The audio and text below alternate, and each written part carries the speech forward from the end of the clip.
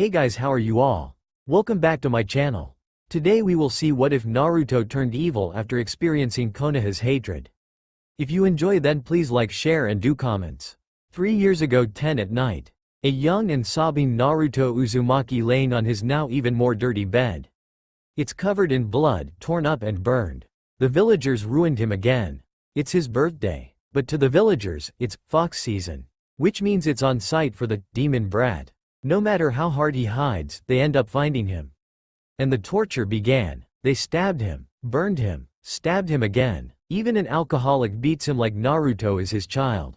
What's worse, he was even being taken advantage of. No one helped him, not even the Jonin.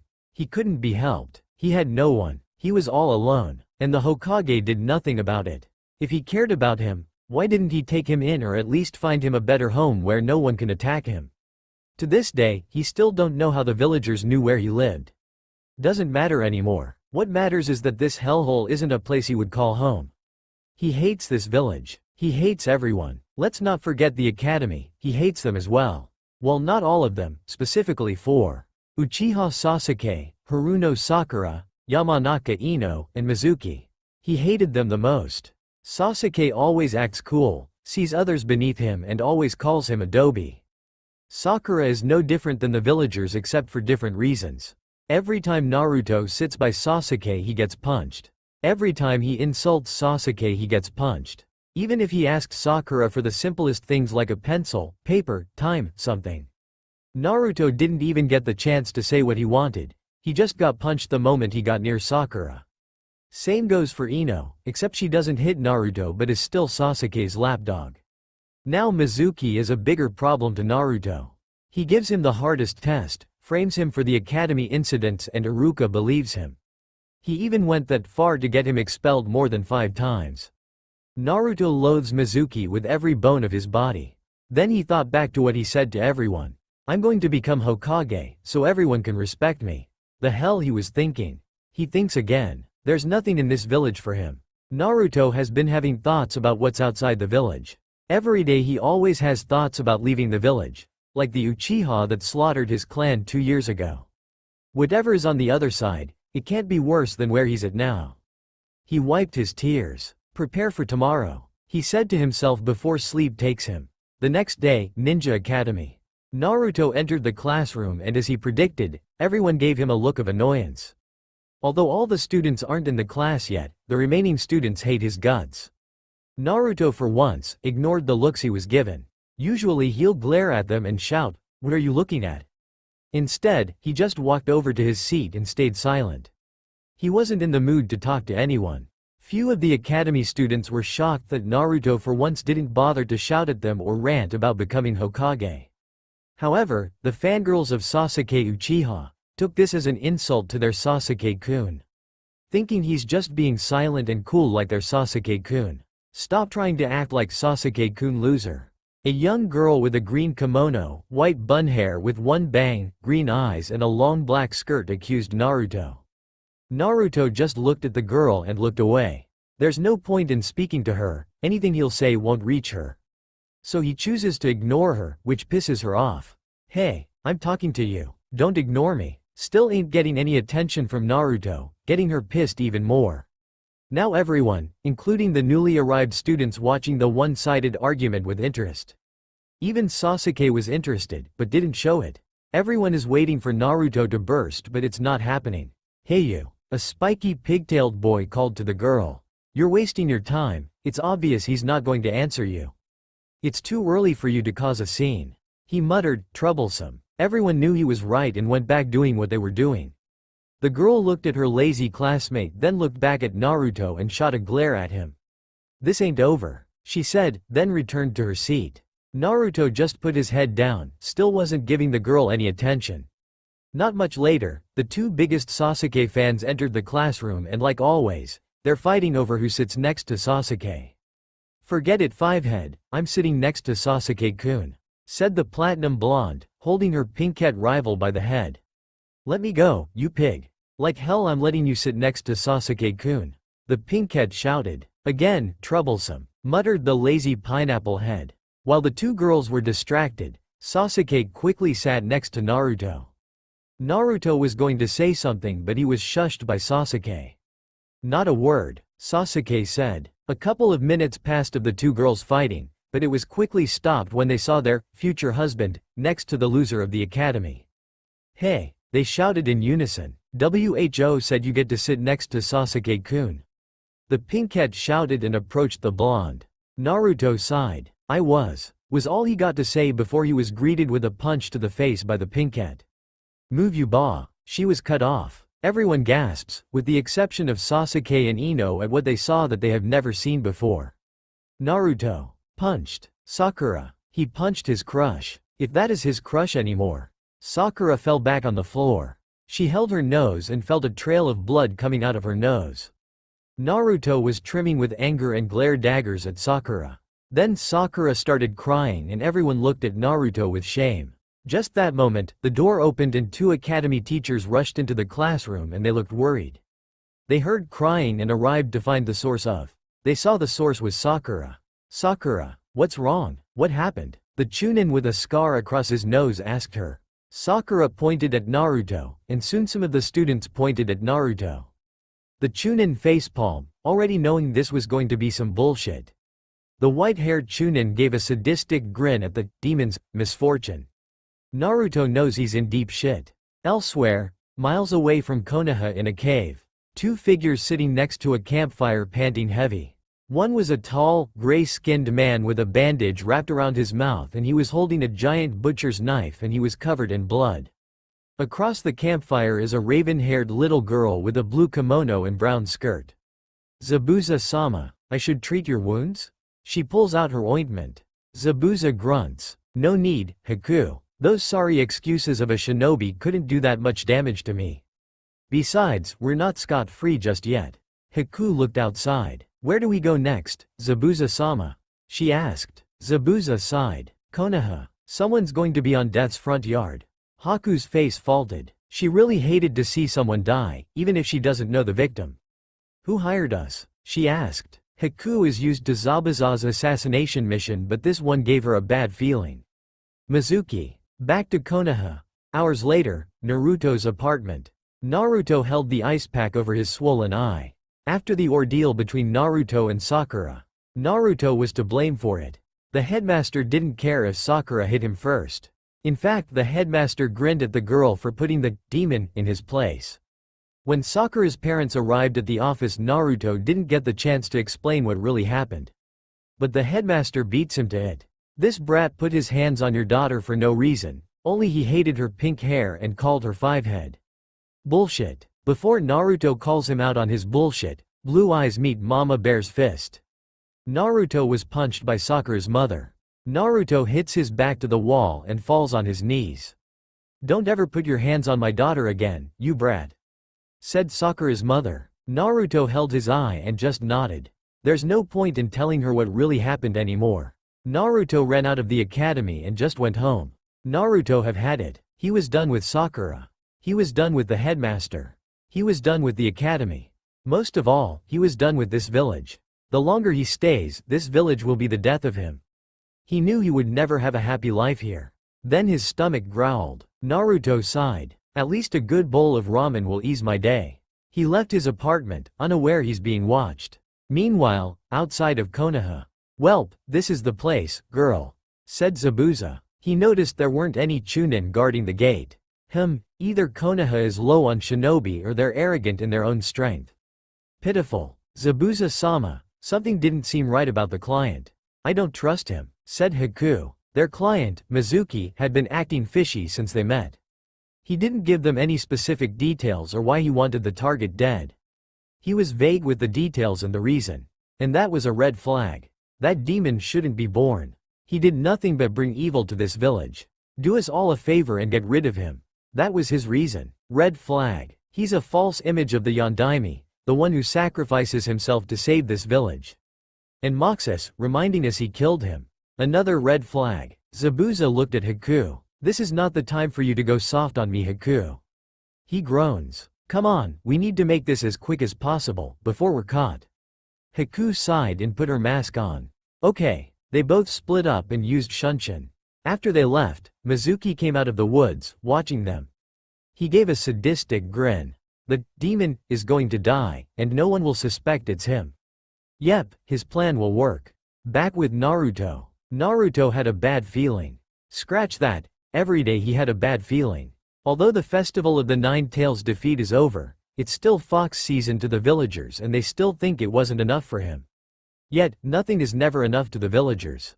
As he heads to his favorite restaurant, or as he calls it, his safe zone, a few glares were shot towards his direction and once they got a look at his eye they smirked.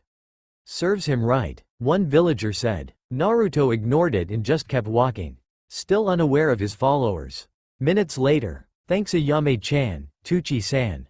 I needed that, Naruto said with a cheeky smile and left. When Naruto entered the small restaurant, Ayame was stunned to see Naruto with a swollen eye and quickly aided him. Naruto told them what happened and Ayame was furious.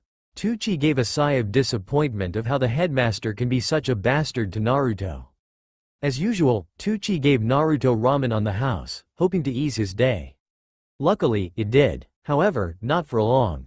As Naruto heads towards the direction to his apartment, suddenly his ankle gets caught in a rope. What the? Before he could try to take the rope off, he was dragged down an alley in the Red District. As he attempted to get up, he felt a hand grab his shoulder and yank him down. Just where do you think you're going, demon? You think you can just roam around our village that you destroyed? You killed our friends, family, Lord Fourth. And worst of all, you mock us by appearing as the man we deem as a hero you murdered. We'll make you regret coming to this village. The mob surrounded Naruto, ready to end him, and all he can do is close his eyes in fear, bracing himself for the death they'll bring him. Haku's Pav. Haku jumped from rooftop to rooftop, looking at every shinobi and civilians that fit Mizuki's description. She found a blonde, but this blonde was a girl and she was fighting with a pink cat who had a swollen cheek over a guy who doesn't look like he gives a damn about the girls. Haku sighed. Girls like them are the reason why we kunoichi can't be taken seriously. She thought to herself. Elsewhere, Dango Shop. A woman with purple hair tied to a ponytail, wearing a trench coat and fishnet shirt smirked and chuckled. What's so funny, Enko-chan? Her raven-haired and red-eyed friend asked. Just thinking there may be a few kunoichis that thinks like us, said Enko. Back to Haku. A shout of agony reached Haku's ears and made her stop her pace. She turned to the direction of the scream and was horrified at the sight of mobs beating up a boy who looked a bit younger than her. Then she was furious. She admittedly sprints towards the chaos, attempting to save the boy. Naruto Pav. Naruto is on his knees coughing out blood. Same thing as yesterday, he was stabbed and burned again, except this time he wasn't taken advantage of. He tried to get up but failed. They broke his leg so he wouldn't try to run away. The mob snickered at his misfortune. Naruto gave them a pleading look. What have I done to deserve this? You say I'm a demon, you say I have killed your friends and family, and you say I destroyed this village, but I haven't done any of that. I wouldn't. Before he could finish, he was slapped to the wall. Enough of your lies, demon. You know you enjoyed it. You love making us miserable, you sick fucking demon. The man raised his pitchfork. And if Lord Third won't do anything about you, then we. Suddenly, the man was cut off. Naruto, who had his eyes closed, waiting for his final moment. Until he heard a few thuds. He was too scared to open his eyes, imagining the worst. You can open your eyes now, they won't harm you anymore. He heard a soft, soothing and feminine voice. He kept his eyes closed and arms in a defensive position. The last person told him that ended up backstabbing him. Literally. I promise you, I won't hurt you. The voice got closer. Naruto hesitated, then opened his eyes and got a sight of his beautiful savior. I'm Haku. What's your name? She greeted. Naruto. He replied. Naruto Uzumaki. Then he noticed the mob and widened his eyes at the sight of them lying on the ground, senbons embedded in them. You killed them? Haku smiled. No, they're not dead. I only put them to sleep. They should wake up in an hour. Naruto nodded. Sleep or not, he's glad he didn't suffer the same pain as them. Why did they attack? Who would hurt a child? She glared at the mob with hatred. Because, they think I'm a demon. He said. That made Haku's eyes widened in horror. Then she looked at him closely. Blue eyes. Blonde hair. Exact replica of the Yellow Flash. This is the guy they're hired to kill. He's just a kid. Naruto continues. They accused me of killing their friends and family. They beat me, stabbed me, even I was taken advantage of by a lady and said, if she spawns a demon infant, she'll kill both of us. Haku see that last part. I hate this, I hate everyone, I hate this village, I hate my life. I want to die, he sobbed. Haku's tears flowing, she couldn't believe how cruel this village can be. She's just like him. Those in the Mist Village with Kekkei Genkei are to be executed on sight. Demon or not, Naruto didn't ask to be born and he wasn't harming anyone. Her thoughts went back to the client and she seethed. I knew it. I knew he was evil. He's just an ignorant bastard like all the others. Then an idea popped in her head. This can benefit both Zabuza-sama and Naruto-kun. Naruto sobbed until he felt arms wrapped around him and a chin on top of his head. Haku is hugging him. You're not a demon and no one can tell you that. You are you, Naruto. Comforted by Haku's words, he hugged her back. Do I need to ask what you're doing? Both looked at who spoke. Zabuza-sama. He's the one, Haku said. Both Naruto and Zabuza looked at her confused. What the hell are you talking about? He's a kid? Did you just went from soft to twisted? Zabuza asked. Haku nodded. He fits the description. Zabuza looked at Naruto and his eyebrow twitched. He was hired to kill a kid who doesn't look like he's 10 yet. Zabuza does a lot of things, but killing kids isn't one of them, especially if there aren't shinobi yet. Then it clicked in Zabuza's head. Demon, Yondaime, reminding us he killed him. The pieces came together. This kid is the Jinchuriki of the Nine Tails. It makes sense why Mizuki wanted him dead. He's just a blind, ignorant bastard. And it didn't take him that long to guess that the villagers did a number on him and Haku stepped in and saved him. Come on Haku, we wasted our time. Wait, Zabuza-sama, Haku called. I got an interesting idea. Zabuza raised an eyebrow. Haku came to him and whispered. Naruto looks at them, curious about the conversation. What? Hell no. What makes you think I'm okay with this? Oh he does huh? Good idea. Zabuza grinned and looked at Naruto. Hey Gaki, so you want to leave this hellhole of a village don't you? Naruto nodded, not knowing where this is going. Naruto-kun, you can come with us. Haku said. You don't have to suffer anymore. Zabuza-sama will protect you. Naruto looked at Zabuza with hopeful eyes. I can come with you mister? Yeah sure, Zabuza said. Just don't expect compassion from me. Naruto smiled. Thank you mister. Then he remembered. Mister, my leg is broken. Zabuza sighed. This will take a while till his plan comes into motion. Haku, pick him up. Haku nodded and picked him up, piggyback style. Hang on Naruto. Zabuza shunshin all of them out of the village and covers their tracks with the mist. And just like that, Naruto is free to start a new life. October 9th. The council. Tomorrow is the 10th, and do you know what that means? A council member asks with venom. It means it's the demon brat's birthday and it's the festival of the Nine Tails defeat. A female council member sneered. On the other hand, they'll have a mob to torture that demon. But the Hokage always protects that demon instead of killing him or locking him up. He knows what he did to our beloved Yondaime yet he's protecting that thing. Another seed. We can't keep living like everything is okay when he's still alive. He has to die, that's the only way we can live our lives in peace. Said a clan head. Besides, if he lives, grows up, and gets stronger, he'll become a threat to this village. I agree, but what about Hiruzen and the Anbu, especially Kakashi? Once they hear that brat is in danger and step in, we'll need a distraction. But who will distract them or execute that demon? One asks. That will be me. A sinister voice appeared in the room. What's your plan, Mizuki? October 10th. Hokage office. Damn it. Hiruzen Sarutobi said to himself. It's October 10th, also known as Naruto's birthday. He has been doing this since Naruto was 4 years old. Hiruzen or the Anbu sticks around Naruto so the civilian wouldn't harm him. But today of all days just had to be an unexpected hour's worth of council and clan heads meetings, so Hiruzen can't protect Naruto at this moment and he was low on Jonin and Anbu as they were all on missions and Genin isn't ready to stop mobs, especially if it's their parents. But there is one Chunin he can count on. Then a knock appeared. Come in, Iruka. The Chunin entered the office. Except it wasn't Iruka. Mizuki? Where's Iruka? Asked the Sandame. Well, the academy, detention. I'm telling you Iruka-sensei, it wasn't me. Said Naruto. Iruka grows a tick mark. Liar. Mizuki saw you starting a food fight outside. Bullshit. I wasn't even there when it happened. Exclaimed Naruto. You're calling Mizuki a liar? Mizuki never lies. You know what, 2 more hours of detention. Iruka shouted. Naruto seethed. He knew Mizuki framed him. But he can't prove it. Back to Hiruzen. The Sandame sighed. He just wishes Naruto can change his ways to gain others' attention and not get himself into trouble. Okay, since you're here, you'll be Naruto's bodyguard during the festival tonight.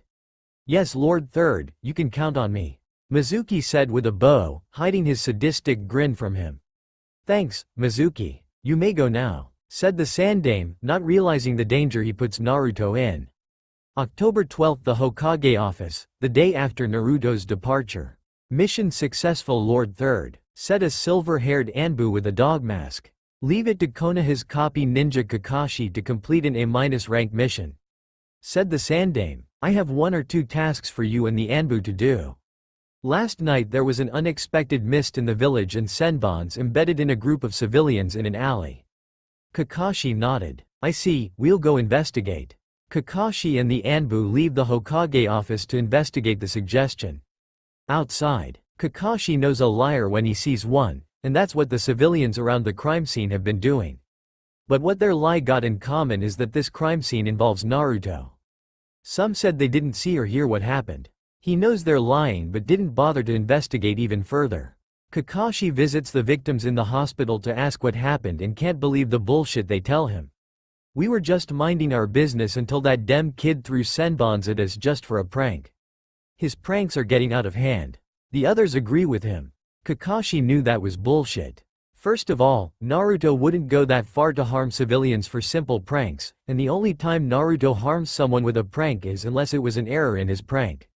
Second, Naruto knew Senbons aren't pranking material, and he's not a trained shinobi, so how the hell does Naruto know where to strike at the victims without killing them? That's Anbu's skill level and Naruto can't throw jack shit at the academy. Third of all, where the hell does he get Senbons from? Kakashi told the remaining Anbu to get Ibiki to investigate them and leave the hospital to visit the only person who'll never lie to him. Except what he found out terrified him. Naruto was nowhere to be found. Not his apartment, not Ichiraku, not the park, and not the Hokage monument. Kakashi looked everywhere to find him and found nothing. Then Kakashi thought of the worst thing. Did Naruto run away from the village?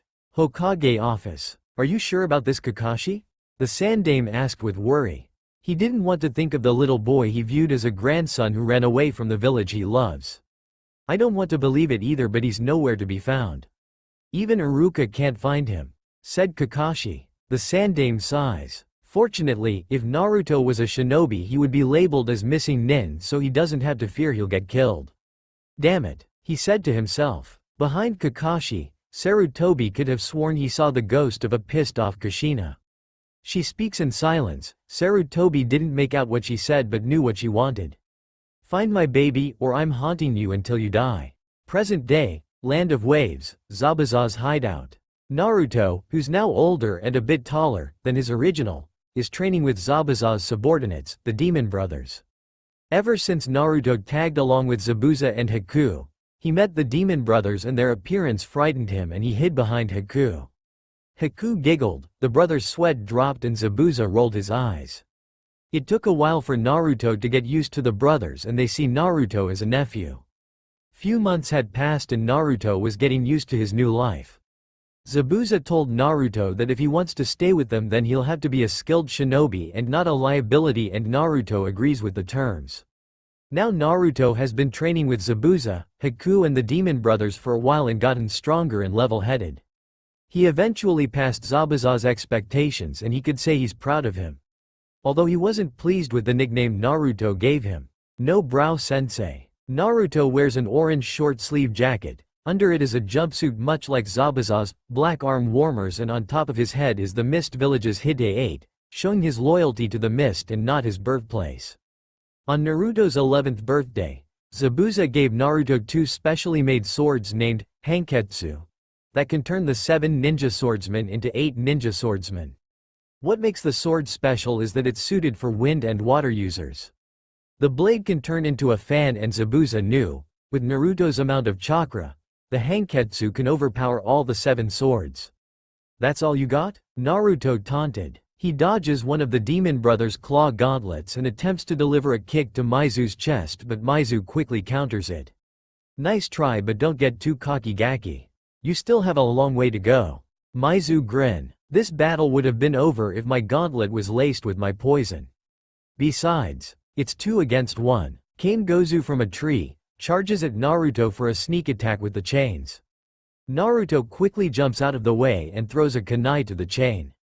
The kunai pierced the chain, and with the minimum speed both the chain and kunai penetrated a nearby tree. Naruto unsheathed his Hanketsu and blocks another sneak attack from Maizu. Maizu grinned. You're getting better, Gaki. Naruto smirks and sheaths his sword. Yeah, no brow sensei said I'm high Chunin level. Soon I'll be at Jonin level. You'll get there, said Maizu, earning a nod from Gozu. Hey, said a familiar voice. It was Haku. We're needed inside. Let me guess, Gato? Asked Naruto, getting a nod from Haku. Both Naruto and the demon brothers signed. They all hated the short Taiken, even Zabuza. But they needed the money. So they'll tolerate Gato, as long as they're getting paid. Inside. What is it now, Lord Gato? Naruto said with sarcasm. Gato picks up on that and grunts.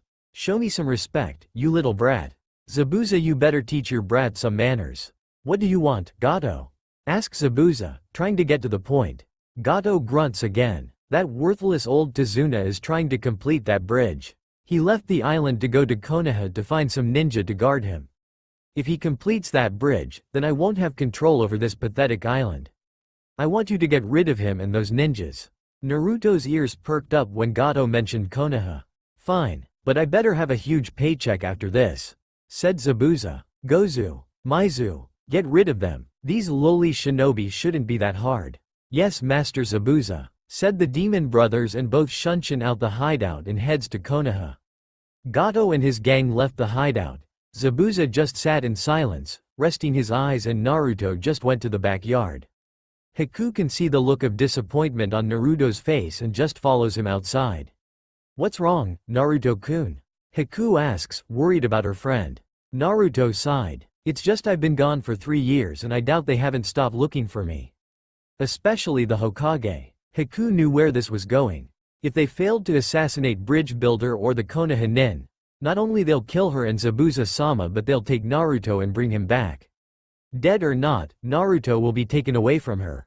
For the past 3 years, Haku got attached to Naruto and both of them formed a bond that could not be broken. No, she won't let that happen. I don't want us to separate, Haku-chan, Naruto said in a sad tone. Haku gets closer to Naruto and lays her chin on his shoulder. Neither do I, Naruto-kun. They were inseparable. When Zabuza found out about their bond, he paired them up, just like the demon brothers. They were each other's precious person, and they won't let anything happen to each other. 3 hours later, Konoha. The Hokage puffed his pipe. Okay, so be it. Team 7 gets a C-rank mission. Kakashi nodded. Thank you, Lord Third. My team has been craving for real missions. Mainly Sasuke. Kakashi thought about that last part. I figured. Besides, Danzo will take that as an insult if his prodigy isn't on special missions. Hiruzen looked at the prodigy. He was a pale, dull-eyed shinobi. He wears an odd black jacket with the left sleeve shorter than the right. Under it was a tank top, revealing his pale flat stomach. Black jeans with a kunai pouch strapped around his leg and a tanto behind his back. Sasuke looks at the prodigy and snarls. As if he's any better than me, an elite Uchiha. Sasuke thought. The prodigy looked at Sasuke. Something's wrong? ? He asked. Sasuke grew a tick mark. You bastard. Sasuke attempts to charge at him but is stopped by Kakashi. Don't even think about it. Kakashi warned Sasuke, receiving a growl from him. Sai, don't provoke him again. Yeah, and Sasuke-kun isn't. Sakura shouted. So you've seen it before? Did you sneak into his house and watch him showered? Sai asks with a fake smile. Sasuke looked at Sakura with a raised eyebrow, hoping she didn't. Sakura's face turns red and turns away, not bothering to speak again. Sasuke made a mental note to rig his house. Kakashi gave the Hokage a sad and serious look. The Sandame knew that look. We haven't found him yet, sorry. I'm worried just like you. Plus he keeps having nightmares of an army of Kushina beating him to a pulp. Even in death, she still has a way to scare him. Kakashi sighed. Thanks anyway. What's the mission? Asks Kakashi, changing the subject. Sandame puffed his pipe again and explained the mission. Outside of Konoha. The demon brothers stopped outside of Konoha. This is the place. Now let's wait for them lowly ninjas. Said Maizu. This should be easy. Said Gozu. Both brothers substitute into a puddle and wait till the ninjas and the bridge builder leave the village. Later that day with Naruto and Haku. As the gang waits for the demon brothers to come back with the bridge builder's head, Haku was in her room, keeping herself busy, not like that, to pass the time. Almost done, said Haku. She was crafting. For a while, she picked up 3 hobbies on the road. Picking flowers, crafting and training with Naruto. Especially training with Naruto. This will make him happy. What will make who happy? Asked Naruto, behind Haku. Haku was startled and swiftly hid the craft. Nothing, Naruto-kun. Don't scare me like that, said Haku. Naruto rubs his head sheepishly. Sorry Haku-chan, I didn't mean it, but what are you crafting? He asked. Haku blushes and smiles. I wouldn't tell. It's a secret. Naruto just went with it. Okay, he smiled. Naruto knows about Haku's interests in arts and crafts and she got good at it. Whatever she's crafting, he'll eventually see it later. As Naruto exited Haku's room, he was unaware of Haku looking at him with longing eyes. Her skin gets warmer and her heart beats rapidly every time she's near him. She was trained not to show emotions, but ever since Naruto tagged along and stayed with them for a while, all that emotional training threw out the window. Her thoughts were interrupted by Gato's shouting. She sighed and exited her room to see what the short Taiken was upset about this time. Living room. Haku sat next to Naruto. What is he going on about now? She asked. They failed to assassinate the bridge builder and his bodyguards. Naruto answered. What the fuck you mean you failed? You're supposed to be hotshot assassins. Gato exclaimed. Zabuza grunts and points his blade at Gato. Quick, you're whining. I'll go personally and deal with them myself. Oh yeah? They'll be expecting you. They'll be ready for you, said Gato. Zabuza smirks under his mask. And just who do they think they're up against? I'm Zabuza Momochi, the demon to the hidden mist. No ninja alive would dare to fight me. Zabuza looked at Naruto and Haku. You two get your gear, you're coming with me. Yes, Zabuza-sama, said Haku, and Naruto just nodded. Before Naruto could reach his room, Haku grabbed his hand and took him to her room. What are you doing, Haku-chan? He asked in confusion, although her holding his hand made him blush a little. Haku lets go of his hand and smiles. Before we go, I want to give you something. She got to her desk and picked up the craft she was currently working on. It's not complete yet, but I thought now it's a good time to give it to you, Naruto-kun. The craft was revealed to Naruto. It was a paintless fox hunter nin mask. Unlike Konoha, Kiri Anbu don't have animal masks. But to Haku, she doesn't care if Naruto held a demon inside him. She wants him to embrace it and Naruto accepts it. I'm sorry I didn't paint it. Do you like it? Haku asks with a blush. Naruto looks at Haku with happy yet sad eyes. Thanks Haku-chan. I love it. He hugs Haku. Her face went red. She smiled and hugged him back, not letting each other go over a minute. Hey, the fucking bridge builder isn't going to commit suicide. So hop ass. Zabuza shouted from outside. They admittedly let go of each other. Come on, let's not piss off no brow sensei, said Naruto. Both Naruto and Haku grabbed their gear and took off with Zabuza. Zabuza gave Naruto a side glance. Naruto, you're backing me up. Then he glanced at Haku. And Haku, you stay put until things get out of hand. Got it? Hi. Both Naruto and Haku said in unison. Hours later, Zabuza smiled and raised his fist up. Both Naruto and Haku stopped their pace. We're here. They nodded. Zabuza looked at the Jonin and raised his eyebrow. That explains why the demon brothers failed. Kakashi's the one guarding him. Naruto, that Jonin is mine. You take care of those weak genin. Naruto nodded. Got it. Naruto looks at Haku. Wish me luck. He smiled and put on the mask Haku gave him. Haku smiled under her mask and sat on the tree branch. Team 7 Pav. Unbeknownst to them, Kakashi heard their plan.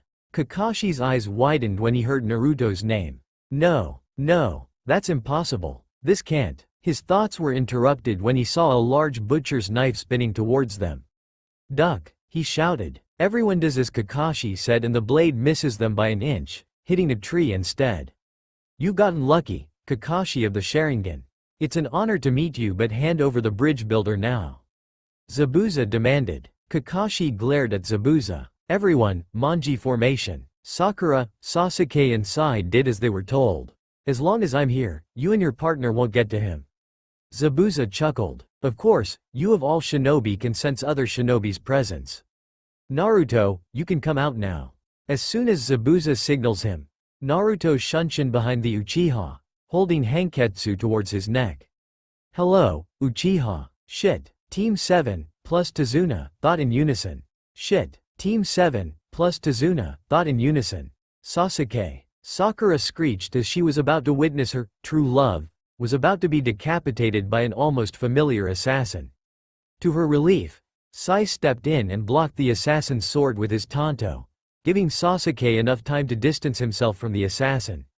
"Sasuke-kun, thank goodness you're alright," Sakura said in worry. Sasuke snarled. "As if this weak assassin can manage to kill an Uchiha," said Sasuke. "Yeah, Sasuke-kun, you can take him and the other guy out without breaking a sweat," Sakura declared. "Yet you would have lost your head if I hadn't jumped in," Sai said with a fake smile while crossing blades with Naruto.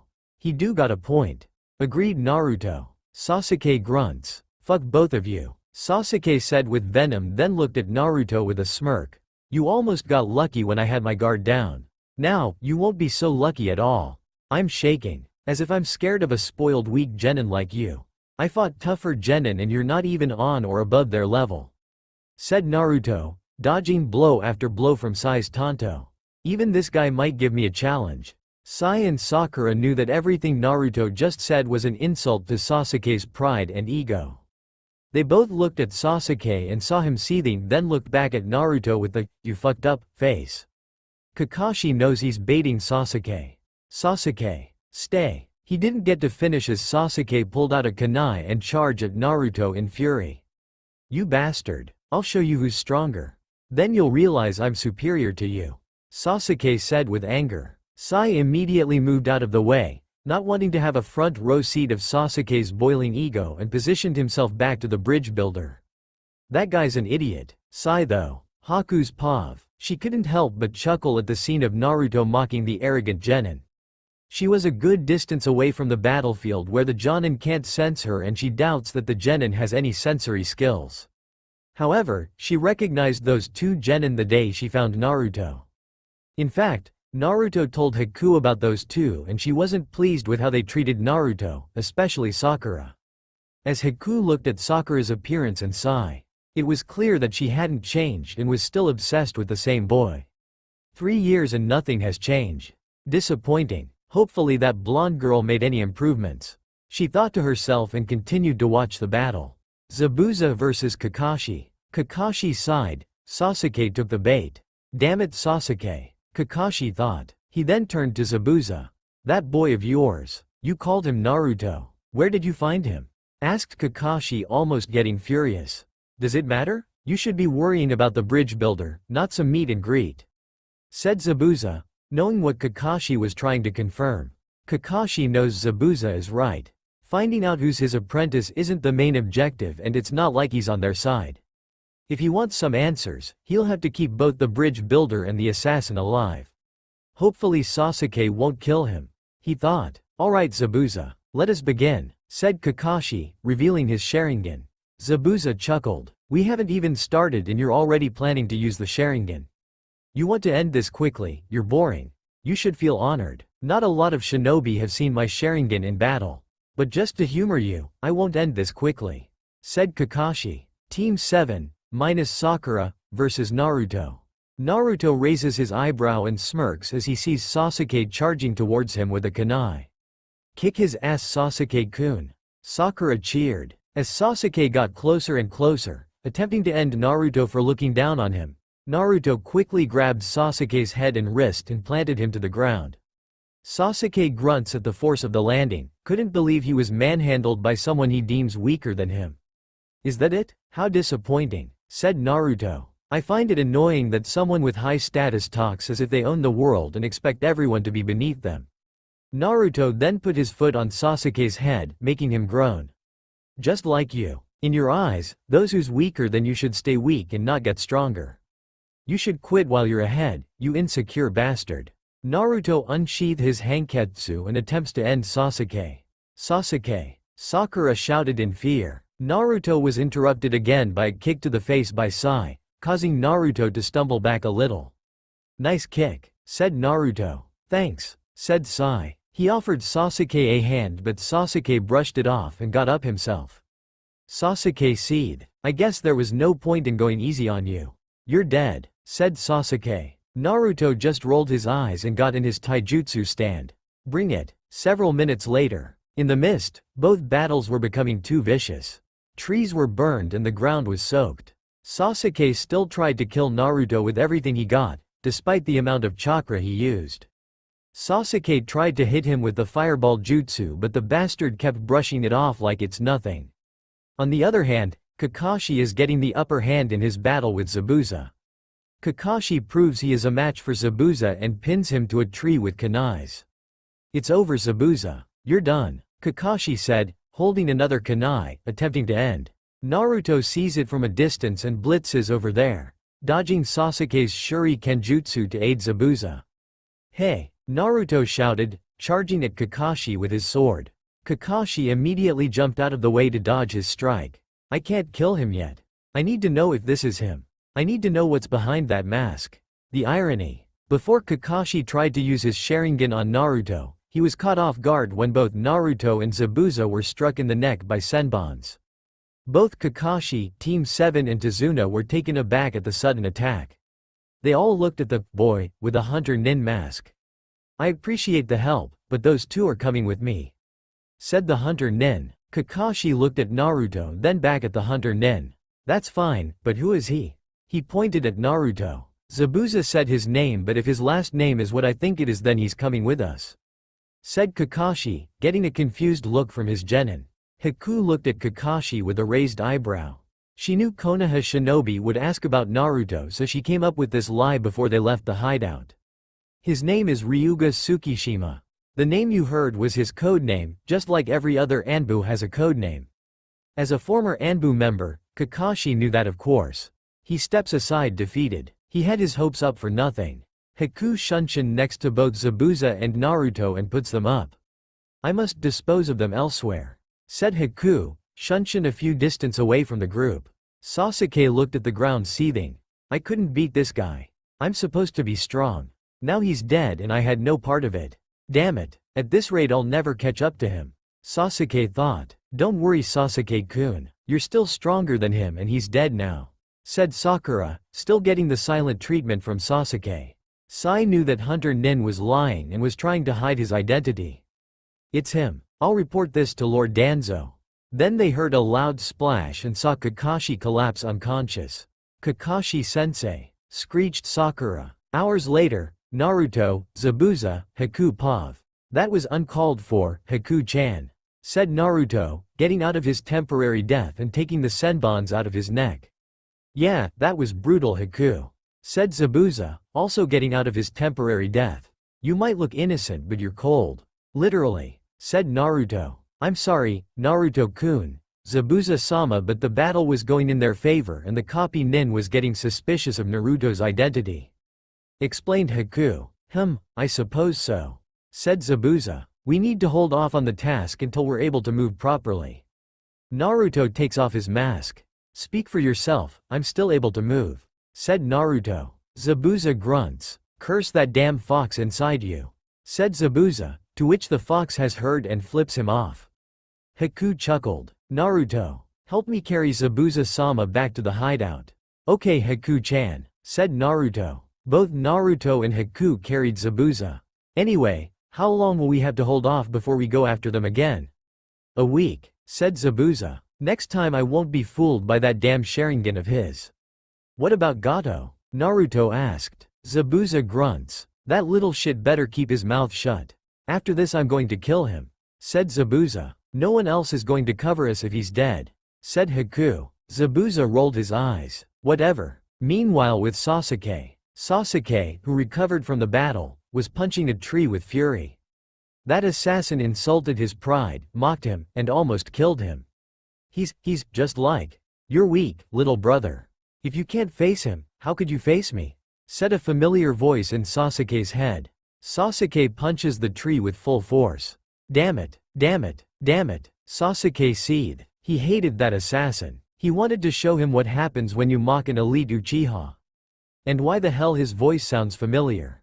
Sasuke-kun, Sakura called. Kakashi-sensei is awake. Whatever, Sasuke said, not bothering to look at Sakura. Sakura gets closer and sees Sasuke's hand is bleeding. She gasps.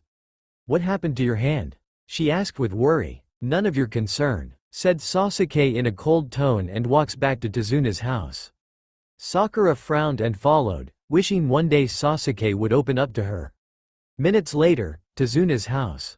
I see you've been training aggressively, Sasuke, said Kakashi, looking at his bruised hands. Anyway, you two should know this, and Sasuke, you might be pleased to hear this. Sasuke raised his eyebrow. Pleased to hear what? He asked. Zabuza and his apprentice are still alive, Kakashi said in a serious tone. Sasuke's eyes widened and Sakura screeched. What? Sai, being a member root, already figured that Hunter Nen was a fake. But Kakashi-sensei, we saw that Hunter Nen killed them with senbons to their necks. No one can survive that, said Sakura. Yes, that's true, Sakura. But he wasn't aiming for the vital spots. Yes, they're dead, only for a short period. I'm betting they're out of their temporary death as we speak, explained Kakashi. Also, that Hunter Nin wouldn't mind disposing of the body in front of us instead of running off with it. Sai finished. Why would that Hunter Nin do that? Sakura asked. It's obvious. That Hunter Nin is working with Zabuza, said Sai. Right, Kakashi agreed. I have no doubt we won't see him again, at least until next week. And what about the other guy? Sasuke asked, not showing his excitement, that he gets a second chance to show him how superior he is. I wouldn't underestimate him again, Sasuke. He might be the same age as you, but he's not a pushover, so don't let your guard down on him, unless you want him to decapitate your head, said Kakashi. Sasuke growled and left the room. We'll see. Sakura followed him and Kakashi just sighed. Sai looked at Kakashi. About Zabuza's apprentice, he's not who that fake Hunter Nin says he is. I figured that, though my suspicion says it's someone else, said Kakashi. Sai nodded. Well, your suspicion is correct, that's him. His name and the blonde hair was a coincidence, but the way he introduced Sasuke by his clan's name was a dead giveaway. Everyone outside the village knew of the Uchiha clan's massacre, and besides Itachi, they didn't know about another survivor, and he knew he's the survivor, said Sai. To top it off, the mist appeared and senbons were embedded in civilians the night Uzumaki Naruto was gone. Kakashi didn't need to hear it anymore, his suspicion was confirmed. The bridge builder's assassin is his sensei's son. Sai, I'm giving you an order. When we face them again, only you can face Naruto Uzumaki and don't kill him. We're bringing him back with us. Understand? Sai nodded. Understand, but what about Lord Danzo? He asked. He'll have to deal with Lord Third before he deals with Naruto, said Kakashi. Of course, Danzo can't get his way if the third Hokage is involved. When Danzo found out Konoha's weapon was gone, he ordered his roots to hunt him down, capture him and force him to join Root. If the Hokage keeps a close eye on him, Danzo can't reach Naruto, then he'll consider Naruto as a threat. Both Kakashi and Sai already know Sasuke and Sakura are at the doorway, listening to their conversation. Sakura was confused. Who's Naruto? She asked in a whisper. The name sounds familiar, but she can't ring a bell. However, Sasuke remembers him. So this is where the Dobi has been for 3 years. Outside the village and became a rogue. Then he realized Naruto was the assassin he was fighting. I'll show you, you're still that same loser back at the academy. Let me know when you two are done eavesdropping, said Kakashi. Both Sasuke and Sakura entered the room. Kakashi-sensei, who's Naruto? Sakura asked. Both Sasuke, Kakashi and Sai looked at Sakura with a raised eyebrow. What? Sakura asked, confused. Zabuza's hideout. Achoo. Naruto sneezes. Ooh, someone's talking about you. Maizu teased. Gozu laughed. Could it be Haku? Bet it's Haku. Naruto's face turns red. Shut up. Me and Haku are just friends. She doesn't think of me like that. Both Maizu and Gozu looked at each other. He's so oblivious. They both thought in unison. Then why is your face red? Maizu asked, chuckling. Naruto grunts. Fuck off, said Naruto, leaving the demon brothers while they were laughing. Zabuza's room. Naruto entered the room. How is he, Haku-chan? Naruto asked. Haku turned to Naruto. Zabuza-sama is doing well. Soon as I gather some herbs, he'll get back to his strength before the week is over, said Haku. Something troubling you, Naruto-kun? Haku asked with a smile. Naruto looks away, cheeks all red. No, nothing's troubling me, said Naruto. Haku giggled and Zabuza just rolled his eyes, wishing he didn't have to witness this pathetic scene between both his apprentices. Gato and his goons entered the room and both Naruto, Zabuza and Haku's mood went sour. What do you want? Naruto asked with venom. Gato grinned. Well, I guess you're just all talk, aren't you, Zabuza? I thought you said you can handle this, and look at you. Demon of the mist, my ass, more like coward of the mist. Haku's eyebrow twitched and Naruto drew his hanketsu. The goons looked at Naruto, ready to draw theirs. I wouldn't do that, kid. One of the goons said with a smirk. Gato walks closer to Zabuza. Well, Zabuza, what's your excuse? Zabuza didn't say anything. What's the matter? Cat got your tongue? Gato reached Zabuza's blanket, only to get his arm grabbed by Haku. Don't you dare touch him. Haku hissed, then started to crush his arm. Ah, let go, you bitch, Gato shouted. The goons drew their swords, only to be taken by Naruto so quickly and pointed at them. You'll die if you two get near them, Naruto said in a dark tone. Gato grunts. This is your last chance. You screw this up, then you're on your own.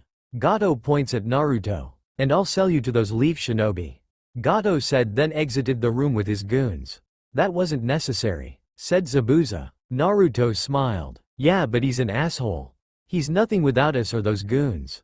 Naruto-kun is right, though we still need him for cover, otherwise we'll be on the run again, said Haku. Zabuza huffed. I guess. A week later, Tazuna's house. Why won't you listen? Shouted Tazuna's grandson, Inari. You guys will die if you get in Gato's way. Inari, shouted Inari's mom, Tsunami. Tazuna pats Inari's hat. Come on, Inari. As long as these ninjas are here to protect your dear old grandpa, the bridge will be complete. Tazuna chuckled. Inari sobs. They're not strong, grandpa, they're not. Please stay. Kakashi gave Inari an eye smile. It's sweet you're worried about your grandpa, but you shouldn't doubt on someone what they're capable of. We'll protect him with our lives. I promise, said Kakashi. Inari said nothing and ran upstairs to his room. He slams his door and jumps on his bed crying. Inari? Tsunami called, following him. Sakura's face saddened. Sai showed no expression and Sasuke just rolled his eyes, not caring about what Inari thinks of him. He didn't mean that, said Tazuna, taking up for Inari. Kakashi waved it off. It's fine, Mr. Tazuna, said Kakashi. Let's go, guys. Zabuza and Naruto should be there any minute now. So be ready, and Sasuke, I'll say this again. Naruto is Sai's opponent, not yours. We don't need your screaming Uchiha pride ruining the mission. Sasuke seethed in frustration. Since that day he found out Naruto was the masked assassin, he was itching to fight him again, and this time he'll catch him lacking, showing him he was never above his level. Sakura, who now remembers Naruto, spoke. But Kakashi-sensei, he mocked Sasuke-kun. He should teach that baka a lesson. Trying to act cool, I bet he's still the same baka since the academy. Let Sasuke-kun show him how weak he is, said Sakura. You do realize he's been trained for 3 years with Zabuza, who I had a hard time fighting, and a hunter nin who had me fooled. Let's not forget he almost beheaded Sasuke if it wasn't for Sai stepping in. Sai put up more of a fight than Sasuke. Instead of you fangirling, how about you acknowledge that there are some people just as strong as Sasuke, no matter who they are or used to be? Lectured Kakashi. Sakura felt defeated and said nothing. She knew what Kakashi was saying was true. She wanted to deny Naruto is actually stronger than Sasuke and her heart refuses to believe it, but she can't. This isn't that same loser that had a crush on her back then. This is a well-trained assassin that toyed with Sasuke. However, Sasuke can't accept that. He still refuses to believe it. Dobi, there's no way you surpassed me. There's no way I'll lose to a loser like you. Sasuke thought to himself with a clenched fist. Sai looked at Sasuke, studying his body language. He knew what Kakashi said struck Sasuke to the core. Sai knew Sasuke won't let him fight Naruto, to hell with Kakashi's orders. Meanwhile with Zabuza, Naruto and Haku. Zabuza breaks the walkie-talkie he was on with Gato. He was clearly annoyed. "The sooner we get this over with, the sooner we get to leave this fool," said Zabuza. "Are you two ready?" he asked. Both Naruto and Haku nodded and puts their masks on. "Let's go." They all hopped on the bridge and knocked out all the workers. "Zabuza-sama, I don't see the Konoha ninjas. Neither of these workers is the bridge builder," said Haku. "I'm fully aware of that, Haku," said Zabuza. "So what do we do now? Search through the whole village and find him?" asked Naruto. "He'll have to show up here eventually. He'll be wasting those ninjas' time if he decides to back out now," said Zabuza. "But if he doesn't show up, then we'll hunt him down." Naruto and Haku looked at each other, then looked back at Zabuza and nodded. All three hid themselves and waited for the bridge builder and the Konoha nin to show up to the bridge. Minutes later, as soon as Tazuna and Team 7 arrived at the bridge, Tazuna's eyes widened at the sight of seeing his co-workers laying on the ground. What the hell happened?" Tazuna asked. "He did this?" asked Sai. Kakashi nodded, confirming Sai's question. Then the mist suddenly appears. "Everyone, get ready," said Kakashi, pulling out a kunai. Out of nowhere, they heard Zabuza. "Well, Kakashi, I was hoping you would leave the old man and return to your village," said Zabuza. "Yes, but I have a change of heart," said Kakashi, trying to find Zabuza by his voice. "Besides, I have another mission I want to complete and you're in my way of completing that mission." He then pulls out a kunai. If Kakashi could see through the mist, he could have seen the smirk on Zabuza's face. "Oh yeah? Well, don't let me stop you," said Zabuza. He then appears with 5 clones, surrounding Team 7. Sasuke and Sai tensed while Sakura trembled. Zabuza noticed and chuckled. "Look at your students, trembling with fear," said Zabuza. Sasuke smirked. "Fear? No, I'm excited. If you're here then that Dobi is here as well," said Sasuke with a cocky grin and took out all 5 of Zabuza's water clones. The real Zabuza appears on the bridge with Naruto and Haku. "So, you can see my clones. Impressive for an Uchiha," said Zabuza. Zabuza noticed Sasuke was looking at Naruto intensely and chuckled. "Looks like the brat has a grudge towards you, Naruto. I think he wants a rematch," said Zabuza. "So it seems," said Naruto, making eye contact with Sasuke. Sasuke kept his smirk. "Drop the act, Dobi, I know it's you. Who do you think you are hiding behind the mask? You're still that weak loser back at the academy," said Sasuke. Naruto sighed and took off his mask, revealing his face.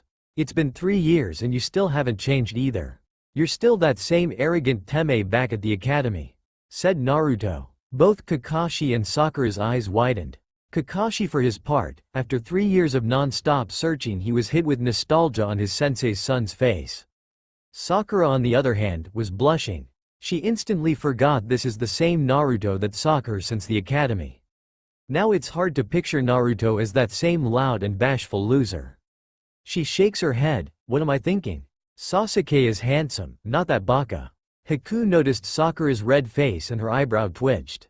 Haku's never one to kill, but today she might have to make an exception. Naruto noticed Kakashi was looking at him with a shocked and sad expression.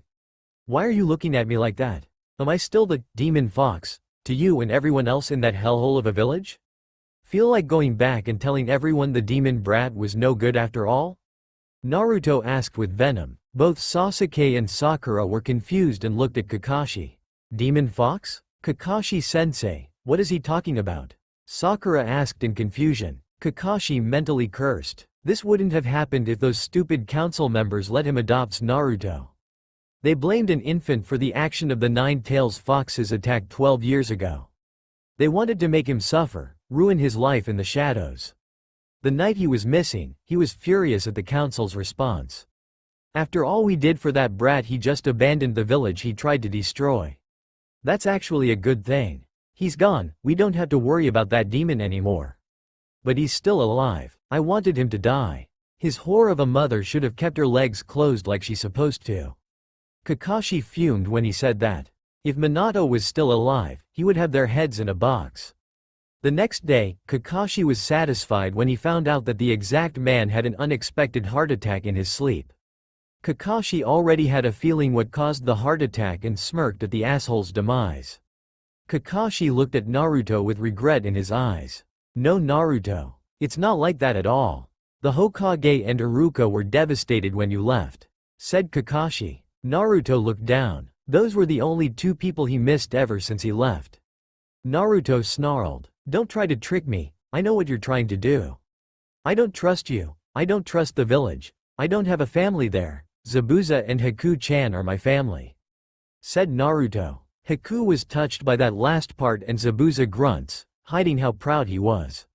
You hear that, Kakashi? His place is with us, said Zabuza with a smirk. Before Kakashi could say anything, Sasuke spoke. I don't know about this whole demon fox thing, but it doesn't matter.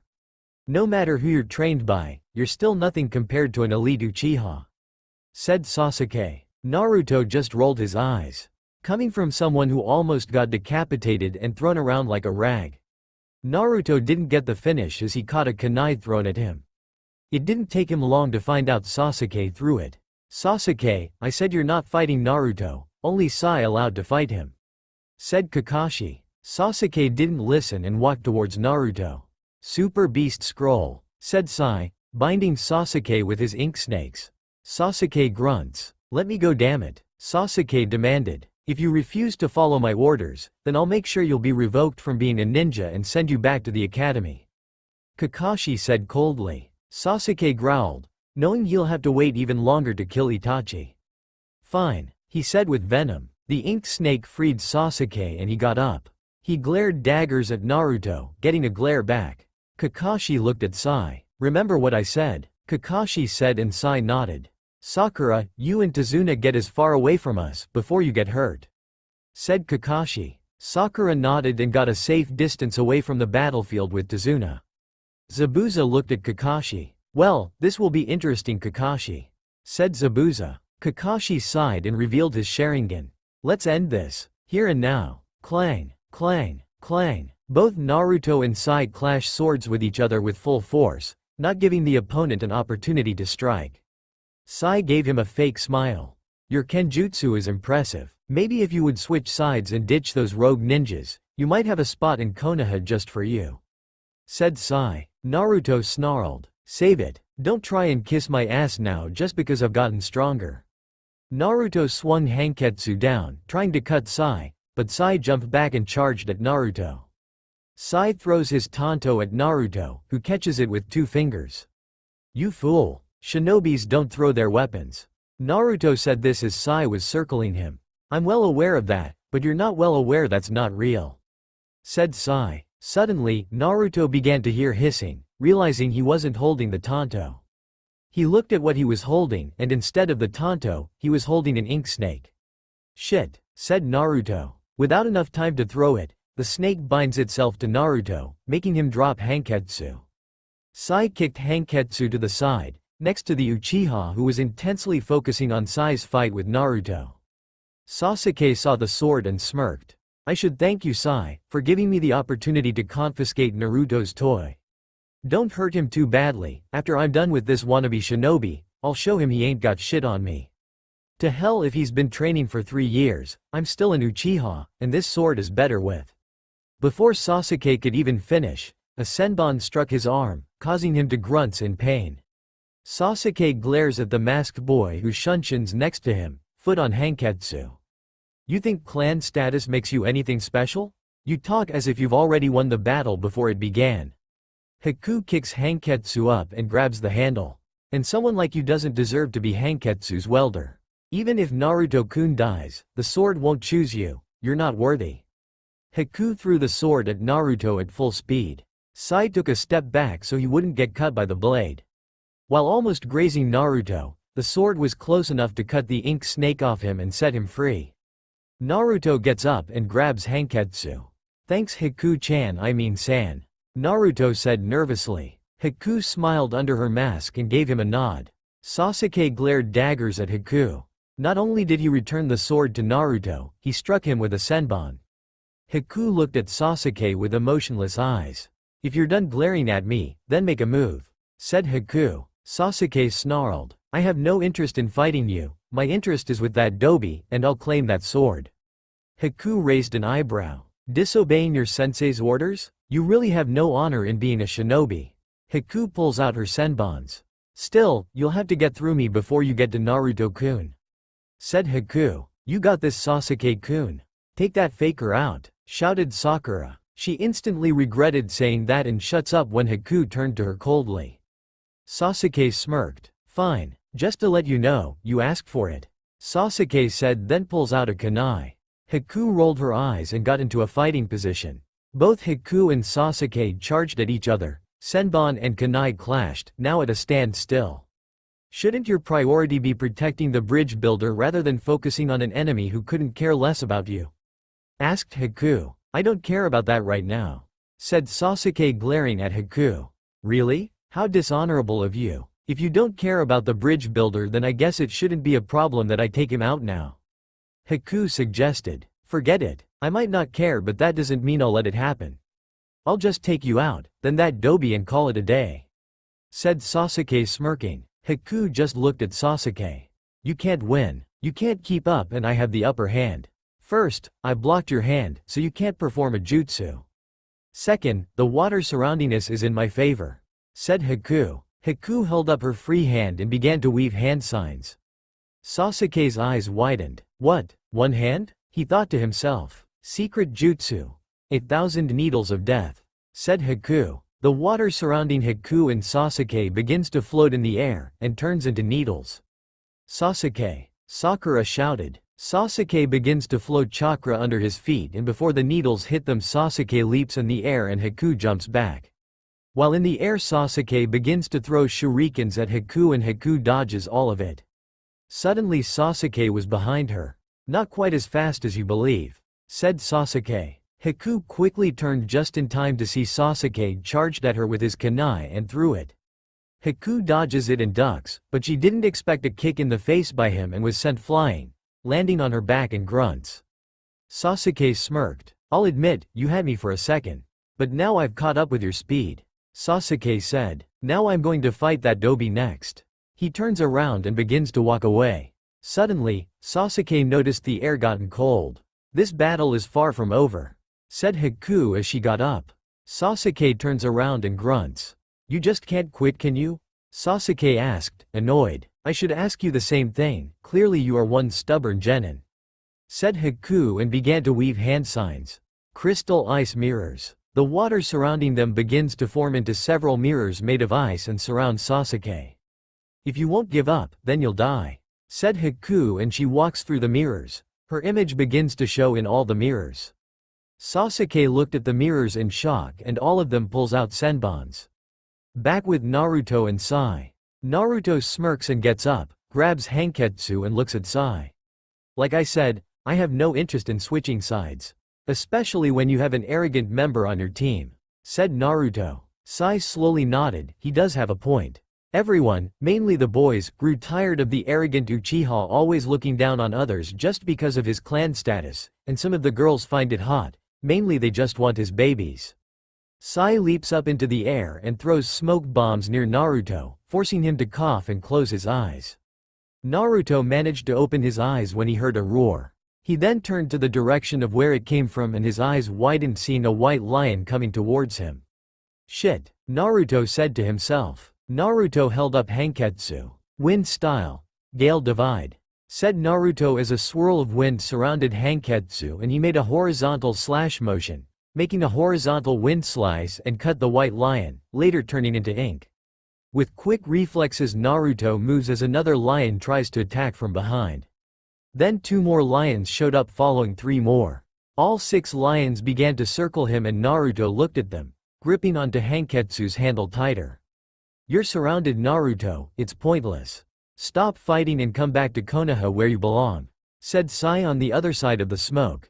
Naruto snarled. You'll have to kill me to drag me back, said Naruto. That option is much easier if you were someone else, but we need you alive, said Sai. I assure you, you'll be welcome back to Konoha with open arms. Go to hell. Wind style. Hoop dance, said Naruto and begins to spin his body with Hanketsu. Wind begins to surround Naruto and forms into 6 mini hula hoops. All 6 lions charged at Naruto but were hit by the hula hoops made of wind and the lions turned to ink. The smoke begins to clear and Naruto sees Sai clearly. Sai looked at Naruto with a blank expression. "You're very hard to convince," said Sai. "Then stop trying," said Naruto, then charged at Sai. Sai sighed, then unsheathed his tanto and charged at Naruto, planning to end this quickly. Meanwhile with Haku and Sasuke, minutes later. In an ice mirror dome, Sasuke was on his knees gasping for air as he felt his life slipping away. No, I refuse to die here. Not until I get my revenge. Damn it all, Sasuke thought. Haku, in the ice mirror, tilts her head, seeing Sasuke clinging onto his life. "Please give up, I don't want to do anything I'll regret. Live while you still can," said Haku. Sasuke growled. "As if, I'll give up, you damn bastard," said Sasuke, standing up with wobbly legs. "Damn it, this is my last shot. I need to aim for him," thought Sasuke. With the last of his chakra, he made a fire hand sign. "Massive fireball jutsu," shouted Sasuke. Haku threw senbons at Sasuke's neck before he had the chance to release that jutsu, killing him. He was down to his last ounce of chakra. He would have died, Haku said to herself. Suddenly, Haku's eyes widened at a vision of Zabuza's death. She turns to Zabuza and sees him pinned by large dogs and sees the copy ninja charging at him with lightning chakra. "Zabuza-sama!" Haku screamed and ran towards them. Back with Naruto and Sai. Naruto was dodging every swing Sai threw at him. If Sai had emotions, he would be pissed like Sasuke level of pissed. At this point he would have done what Danzo would have done and say it was an accident. Not to beg like Sasuke, but can you please go all out? It's no fun when you're just using Kenjutsu and dodging all my attacks," said Sai, almost losing his patience. Naruto shrugged. "Very well." Naruto sheathed Hanketsu and starts making hand seals Sai is unfamiliar with. Before he gets to finish, suddenly he hears Haku's scream. Naruto turns to the direction of her scream and he sees the copy nin charging at Zabuza with a powerful jutsu and Haku running towards them. "Haku, don't!" Naruto shouted. Before he had the chance to move, he was hit in the back of the head by the bottom of Sai's tanto. Instead of passing out, Sai's eyes widened as he saw Naruto's body turned into water. "A water clone?" Sai said to himself in shock. Then he realized he was fighting a clone the whole time. If this is a clone, then where's the real one? He asked himself. At the end of the bridge. Naruto, the real one, eyes widened in fear. "Damn it, no, Haku," said Naruto. "What's wrong?" a woman asked. Instead of getting an answer, Naruto ran with an incredible speed she had never seen before. "Wait," said the woman and she began to follow him. "Wait, mom," said a boy with her. With Kakashi and Zabuza. "Chidori!" Kakashi shouted and charged at Zabuza. For the first time, Zabuza felt fear. He was going to die before he had the chance to kill the 4th Mizukage.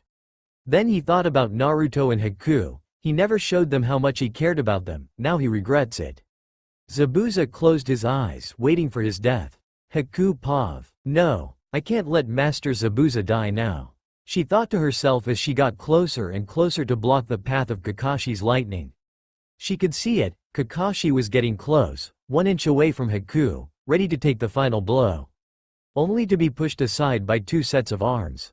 Because of the push, she had her eyes closed, then she heard the sound of lightning tearing through flesh and a shout of agony. Then she felt the weight of the body pressing on her, following along a warm substance she figured it's his blood. She kept her eyes closed, not wanting to see the face of Zabuza, the one she failed to protect. Then she heard Kakashi's voice. No, it wasn't supposed to be you," said Kakashi in a panic. Why was he panicking? Didn't he try to kill Zabuza? "Naruto," said Zabuza, who sounds alive. Haku heard Zabuza's voices. It didn't sound like he was in a near-death state, nor did it sound like he was close. Then Haku realized what Zabuza said and fear struck her in the heart. No. Haku thought to herself as she dared to open her eyes. Haku slowly opened her eyes and she saw what she didn't want to see, Naruto on top of her, bleeding, a small chunk of his side missing, following a visible bleeding scar on his back. "Ha! Ku-chan," said Naruto, weakly. Hiku removes her mask and holds Naruto's shoulders. Naruto-kun, Hiku said worriedly and panically. Why would you do that? She shouted, her emotionless mask beginning to break on the verge of tears. Because, I can't let you get hurt, said Naruto, holding on to Haku's hand. I can't live in a world without you. Hiku couldn't believe what she was hearing. Was this some kind of confession? Is he really doing this now of all times? That made Hiku shed a tear and she places her head on top of Naruto's. She was stupid, she didn't consider how Naruto would feel if she died because she was so concentrated on saving Zabuza's life she sacrificed her own. She obviously cared for Zabuza, but Naruto was more important to her, and she could not bear to see him suffer. Now, here he is, sacrificing himself to save someone he cares, no, loves. Naruto loves her, and she loves him. Sakura, who was close by, looked in awe. Those two might be her enemies, but she couldn't help to think the moment was sad, sweet and wholesome. Now she wishes her and Sasuke will have a moment like this, where he sacrifices himself for her and confesses his love is so hot. Now she's getting hot just thinking about it. Oh my god. Everyone suddenly heard a feminine voice and turned to it. It was the bridge builder's family. Tsunami. Inari. What are you doing here? Tazuna shouted. That young boy saved us from Gato's men. They were going to kill us before he showed up. Tsunami explained. Inari nodded, confirming it's true. He saved them? Kakashi, Zabuza, Tazuna, Sai, Sakura and Hiku thought in unison. Then Zabuza and Hiku realized who she mentioned. Gato, you fat bastard. How far can you stoop so low? Zabuza thought. Kakashi, still in panic, got close to Hiku and Naruto. I'm sorry, it wasn't meant. Before he had the chance to finish, Hiku pulled out 3 senbons, pointing at Kakashi. Stay away from him, she hissed, holding Naruto to her chest. All you Leaf Nin done nothing but hurt him and yet you want to bring him back to suffer and remind him what he used to be. Kakashi pauses. Any other time on a mission he would do what needs to be done and doesn't care if someone wants him dead for it. But now, somehow he couldn't. This was his sensei's son and he was struck by his Chidori, how could he forgive himself? In a moment of weakness, Zabuza used this opportunity to strike at Kakashi. Kakashi gets his senses together and dodges Zabuza's blade with a backflip. I was too focused on Naruto, I've forgotten about you. Kakashi thought to himself. Hiku, you and Naruto get out of here. You're both not needed here anymore, said Zabuza looking at Kakashi. But Zabuza-sama. Before Hiku gets to finish, Zabuza interrupts her. I said go. The boy isn't in good shape to fight. He needs time to let the fox heal him, and you're not in a good mental state to fight either, said Zabuza. Hiku hesitated a little and thought about it. Naruto is the one who's injured and Zabuza still can put up a fight. Naruto is the main priority. Hiku slowly nodded. Okay, she said and put Naruto's arm above her shoulders. Wait a minute, Kakashi said, trying to stop the duo but dodged another strike from Zabuza, giving enough time for Hiku to shunshin away from the bridge with Naruto. Don't turn your back on me, Kakashi, we still have unfinished business, said Zabuza as he charges at Kakashi again. Kakashi dodges the strike again and shunshin behind Zabuza. Before Zabuza has the chance to lift up his sword, Kakashi jabs 2 kunai in Zabuza's upper arm. Zabuza grunts in pain, now unable to move his arm. Zabuza tried to grab Kabikirabocho with the other arm but quickly felt a sharp pain of Kakashi stabbing his other arm. Now both his arms are useless. Zabuza grunts in pain. Damn it, he muttered to himself. Suddenly they heard clapping. How very unfortunate. You still haven't done what you are paid to do, said Gato. Everyone turned to him and Zabuza grunted. You know what, Zabuza, I'm cutting you off. Zabuza grew a tick mark. Care to elaborate? You short, fat, fuck. Gato grinned. You're too expensive, Zabuza, and I can't associate with you any longer. Deal's off. And you shouldn't let those brats go. I would love to kick that icy bitch in the face and show the boy some manners, said Gato. Gato then turned to Tazuna and Sakura and approached them. Sakura got between them and held up a kunai. Stay back, Gato, she said. Gato chuckled. And what are you going to do to me, girl? You're seriously not going to stab me with that, when it's written all over your face you've never killed before? Word of advice, being a shinobi isn't for everyone, especially little girls like you, said Gato, shattering Sakura's will. Tazuna looked down and put his arm in front of Sakura. You don't have to protect me anymore. After all, I'm the one who brought us in this mess, said Tazuna, earning a worried look from Sakura. Gato smiled and slowly claps his hand. Finally you realized how foolish you've been. Unfortunately, he said, then snapped his fingers. Suddenly two men get behind Tsunami and Inari and grab Tsunami by the neck and Inari by the shoulder, making Tsunami gasp as they hold a knife towards their neck. It's too late to back out now, said Gato with a smirk. Tazuna's eyes widened in horror. No, Gato, please, he begged. Too late, said Gato. Super Beast Scroll, said Sai. Before they had the chance to kill the woman and the boy, they were immediately assaulted by a flock of white birds, throwing the two henchmen off as it turned into ink and splattered on their faces, giving Tsunami and Inari enough time to move away from the gang. Gato was angry by the interruption, but he didn't expect a punch to the face by a pissed-off Tazuna. Everyone, even Zabuza, was shocked to see Gato get punched by Tazuna. Don't you dare touch my family, this got nothing to do with them, said Tazuna. Gato stumbled back and wiped the blood off his lip. No, Tazuna, this got a lot to do with your family. If I kill you and spare them, then they'll come after me. And I don't need pests like them getting in my way, said Gato, and he turned to Zabuza. Zabuza, finish this trash. Zabuza gave Gato a blank yet cold stare. Gato grunts. Well, what are you waiting for? Kill them all, Gato shouted. Zabuza chuckled. You really can be a pathetic bastard. You cut me off. I have no reason to kill them anymore, said Zabuza. Gato grinned. Fine then, I guess you'll die with them, said Gato, and his men chuckled. Zabuza turned to Kakashi. Hey, Kakashi, give me a kunai. You're in bad shape, so it's not like you can deal with them, said Zabuza. Kakashi slowly nodded and tossed him the kunai. Zabuza caught it with his teeth and bolted towards Gato and his men. Gato's eyes widened in fear and ran through his men. Stop him, don't let him get to me, he shouted. The men grinned as Zabuza got closer and closer. Then their grin faded as Zabuza blitzed past them, cutting a few of them down while getting stabbed in the back. While Zabuza was butchering Gato's men, Sai walked up to Kakashi. Kakashi looked at Sai. You were fighting Naruto the whole time. How did he end up with Tazuna's family? He asked. Sai looked down. I was fighting a shadow clone the entire time. Apparently the real one had other plans before they arrived on the bridge, said Sai. Kakashi puts his head down. I see, he said. Back with Zabuza, he passed through Gato's man with spears and swords on his back, still charging at Gato.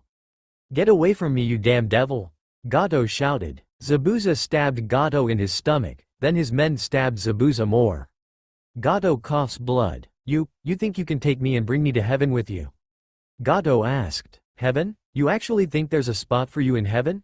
Oh no, Gato, you're going to hell. And I'll be joining you, Zabuza shouted, then sliced Gato's neck. Gato gargled blood and stumbled back. He backed away to the edge of the bridge and fell into the water. Zabuza turned to Gato's men and released some killing ki. They backed away, not wanting to be next. Zabuza slowly walked past them but fell on his knees. Well, this is the end for me, Naruto, Haku. At least you two get to live on while I'm gone. You two better continue to live, or else I'll kick your asses in the afterlife. And Naruto, don't screw your chances up, thought Zabuza as darkness finally took over. Kakashi sighed, glad this was over. Since this is over, should we pursue Naruto and the other one? Sai asked. Kakashi thought about it for a moment and replied. No, we've already completed what we're here for, we don't have enough energy to follow them and we have no clue where they went, said Kakashi, and Sai slowly nodded. Sai, where's Sasuke? Sakura asked. Sai already passed Sasuke's dead body and knew he'll be hearing Sakura's whining that her future husband is dead.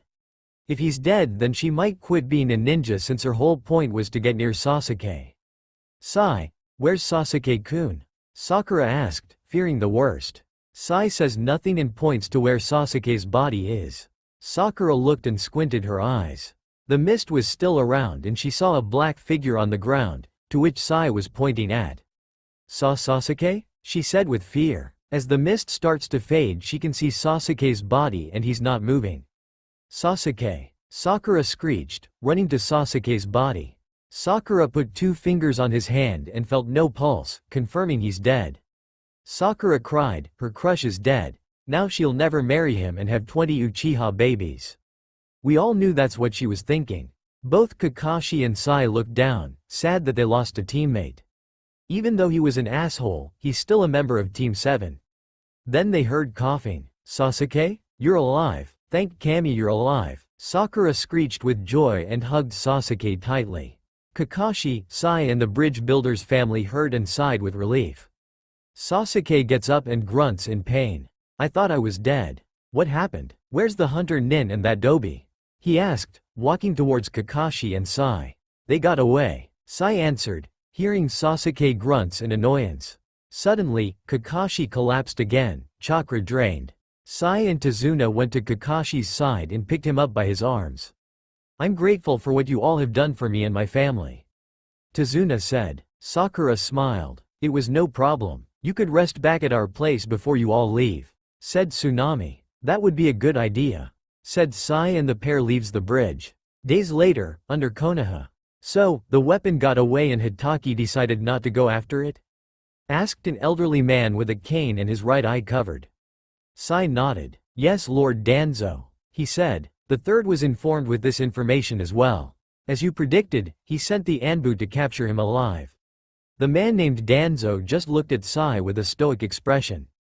Foolish Hiruzen, always naive. If the boy was working against you and refuses to come back to Konoha, then there's no reason he should keep what belongs to us. He said. And what about his partner?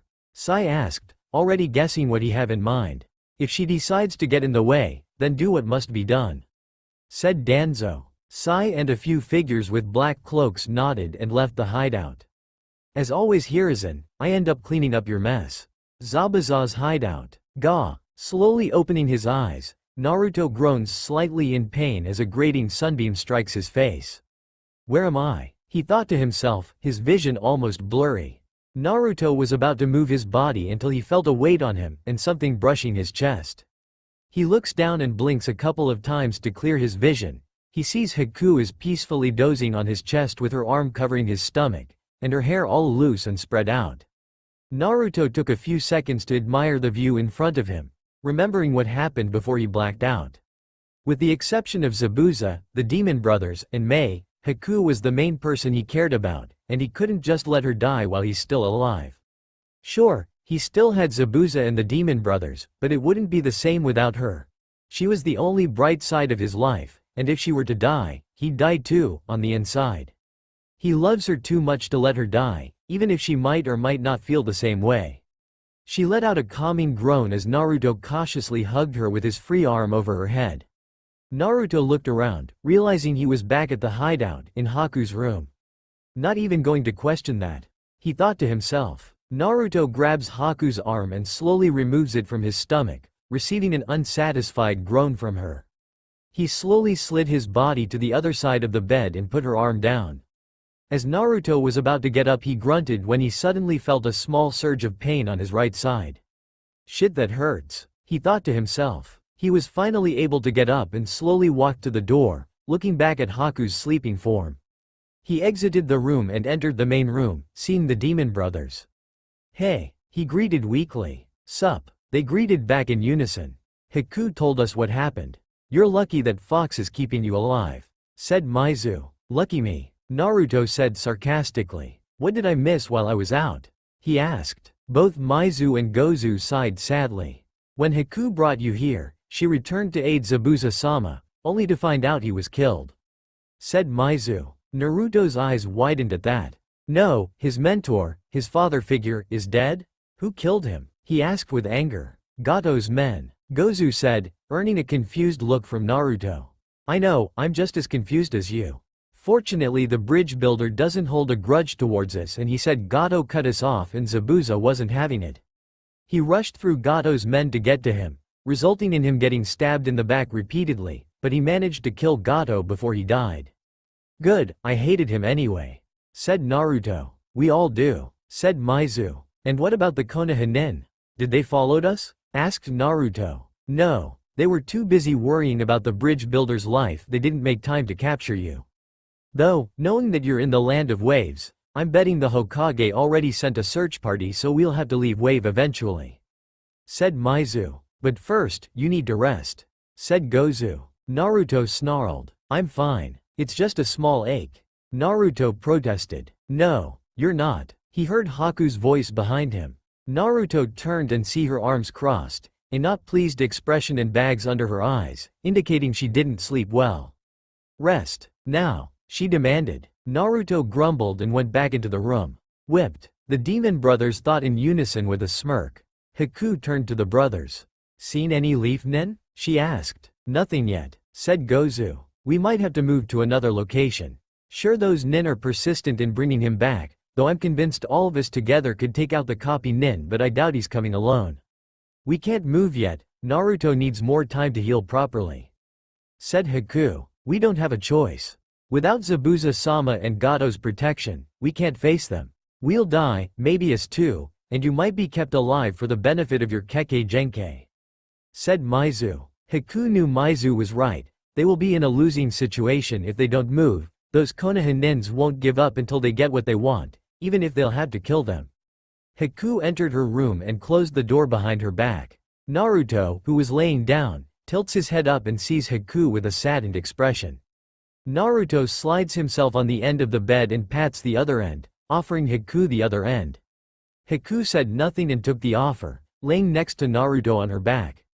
Few seconds of silence passed and Naruto decided to speak.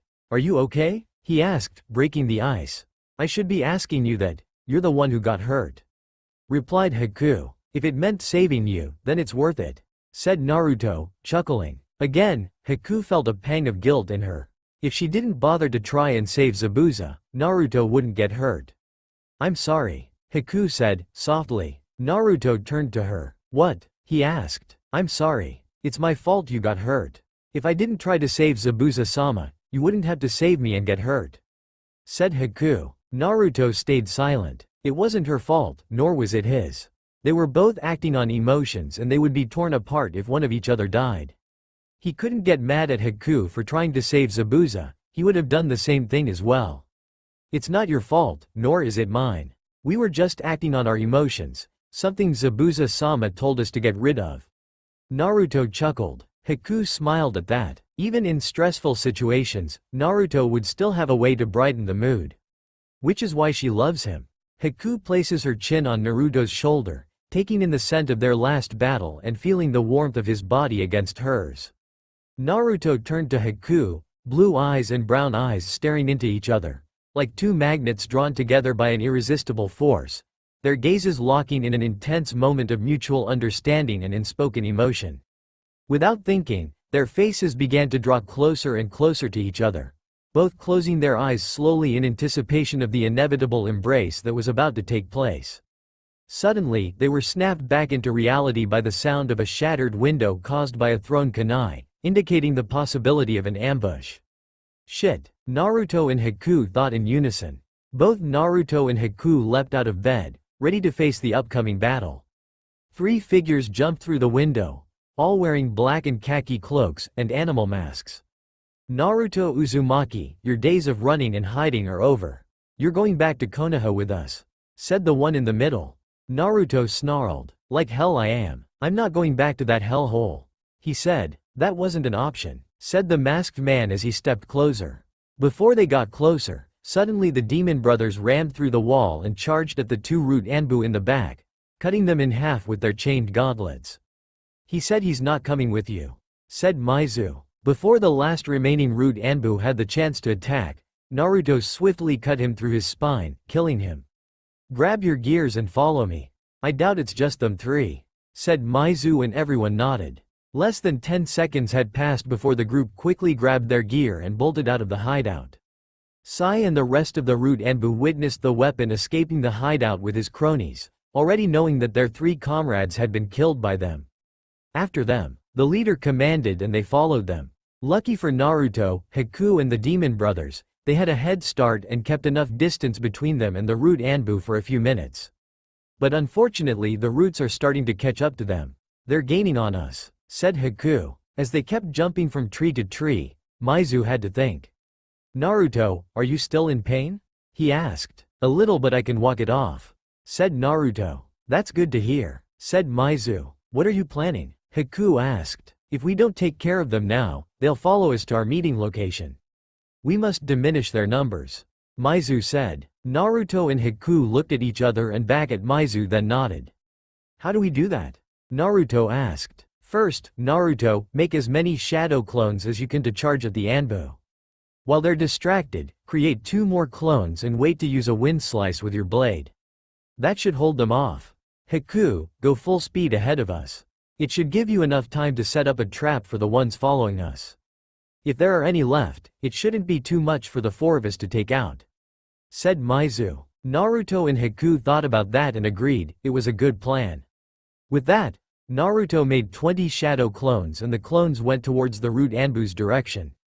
Haku went on full speed ahead, out of sight, and she begins to make her trap with the time she has left.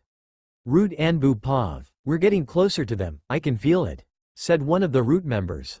Sai, who's been silent the whole time, saw something coming towards them and realized what it was. Get down, said Sai. The root Anbu does that and quickly avoids the wind slices coming towards them but cuts down a tree behind them. You want me? Then take me, said Naruto, looking down on them on a tree branch. So, now you've decided to cooperate with us. You're lucky we need you alive, otherwise we would have killed you for your betrayal, said the leader of the group. Betrayal? Please, Naruto thought to himself, then he noticed Sai. I should have known we'll see each other again, said Naruto in an unexcited tone. You're right, the things could have been different in another timeline, said Sai with the fakest smile Naruto is now familiar with. Don't think I'm making this easy for you, he said. Then 17 clones surrounded them. The root members charge at the clones and begin to attack them. Couple of seconds passed during the slaughter fest. Fortunately and unfortunately for Naruto, he managed to cut down some of the root members, but it cost him all of his clones. Damn it all, they were all shadow clones, said one of the root members. We can't be wasting more time, said the leader and continued their trail. Unbeknownst to them, 2 more shadow clones are waiting ahead of them. Crescent Moon Blade. The 2 clones said in unison and made a horizontal slash motion. The clones created 2 wind blades, each 48 lengths long. When the 2 blades combined, they formed a single, 96-length blade powerful enough to cut down half the nearby woods. Unfortunately for the root members, the wind blade was moving at full speed and they were unable to move out of the way in time, resulting in them getting cut down in half. However, the remaining root members who were behind them witnessed the incident and were able to leap out of the way and continued their trail. Back with the group. My clones butchered some of them down, there's 10 left, said Naruto. Good, now it's Haku's time. I can already feel the cool breeze, said Maizu. Meanwhile with Haku, with the time she has left, the forest is already coated with ice crystals.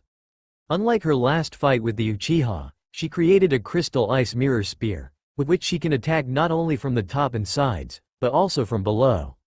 As she waited inside her mirrors, the seconds ticked by as she anticipated the arrival of her teammates passing by. Just as she waits, she finally sees her teammates getting closer to the spear.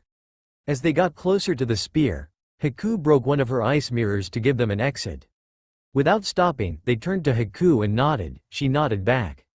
Haku noticed Naruto held up 10 fingers and points behind them. Haku nodded and reformed the broken ice mirror after they left the spear. Some of the root members entered the crystal ice mirror spear and Haku sealed their only way out. What is this? One of them asked. You're trapped inside my ice jutsu, said Haku. You think this will stop us? They both used a fire jutsu but failed to melt the ice. Escape is pointless. You're trapped and there's no way out, said Haku as she revealed her reflection in every mirror. Suddenly she attacked with lightning-fast speed. Realizing they were trapped and with no way out, the group had to discard their black cloaks, only to reveal that their bodies were covered in lit paper bombs. Then we'll take you down with us, they threatened. Haku's eyes widened in shock before she quickly retreated from the mirrors. Fortunately for her, she was able to avoid the explosion's full force. Without stopping, she jumped from tree branch to tree branch with high speed, with the intention of catching up with her teammates. Not realizing 3 more root members still alive, and at a good distance away from her to be noticed. Mist Village, several minutes later. Next, said a fair-skinned attractive woman. I just got this position a month ago and I'm already getting bored with it. The woman thought. She has green eyes and ankle-length, auburn hair styled into a herringbone pattern at the back, a top knot tied with a dark blue band, and with 4 bangs at the front. 2 bangs are short, with one covering her right eye, and 2 are long, crossing each other on her bust, just below her chin. She wears a long-sleeved, dark blue dress that falls just below the knees. It seems to be closed at the front with a zipper, and is kept open on the front right side from the waist down. The dress only covers up to the upper part of her arms and the underside of her breasts. Underneath, she wears a mesh armor that covers slightly more of her upper body than her dress. She also wears a skirt in the same color as her dress and, underneath those, mesh leggings reaching down over her knees. Around her waist, she wears a belt with a pouch attached to the back on the left along with high-heeled sandals, shin guards reaching up over her knees, dark blue nail polish on her fingers and toes. As she said that, the person entered the room. It was one of her guards. Lady Mizukage, someone tried to sneak into the village. We have them surrounded right now, said the guard. The woman's bored expression turned serious. Lead me to them, she demanded and put on the Mizukage cap. The guard nodded and began to leave the office with her. Near Kirigakure's gates. It's quite daring of you to return and reveal yourselves, especially with added support, said one of the Jonin as he held a katana. The intruders cursed at their luck. Damn it, they thought in unison. The Mizukage finally caught on to them, and now they're going to die. Hold it, said a feminine voice. The Jonin stopped what they were doing and let their leader pass, and the intruders were surprised to see who it was, led along Glad. These are the intruders, Lady Mizukage, said the Jonin that was with her. Hey lava lady, said a familiar voice. The Mizukage's serious expression turned into shock after hearing that nickname and remembered whose voice that was. Naruto? Haku? Maizu? Gozu? What are you guys doing here? Asked the Mizukage. Long story. We would rather not explain it here, said Maizu as he looked at the Jonins. Sue, I see you've made Mizukage lava lady, said Naruto with a smile. The Mizukage smiles at that and grabs Naruto's shoulder. Suddenly, Haku, Maizu and Gozu slide away from Naruto, already knowing where this is going. You know, even if it has been 2 years, I'm still not pleased with that nickname, said the Mizukage, keeping her smile and adding pressure to her grip. Naruto's face turns white. Why yes ma'am sorry, said Naruto. Haku, Maizu and Gozu chuckled at the scene, even she scares Zabuza. The Jonins were now shocked. Does she know them? They thought in unison. She turned to her Jonin. Stand down and let them through, she said. Recovering from their shock, they nodded and let the team enter the village. A distant away from Kirigakure. From a distance, Sai and the 2 Anbu were observing the scene with interest. How interesting, said Sai. So, the weapon has some kind of connection with the Mizukage you say? Asked Danzo. That's what it seems like Lord Danzo, said one of the root members. Damn it. Danzo curses, if the weapon is linked to the Mizukage, she will make him one of her shinobis, which could be a problem.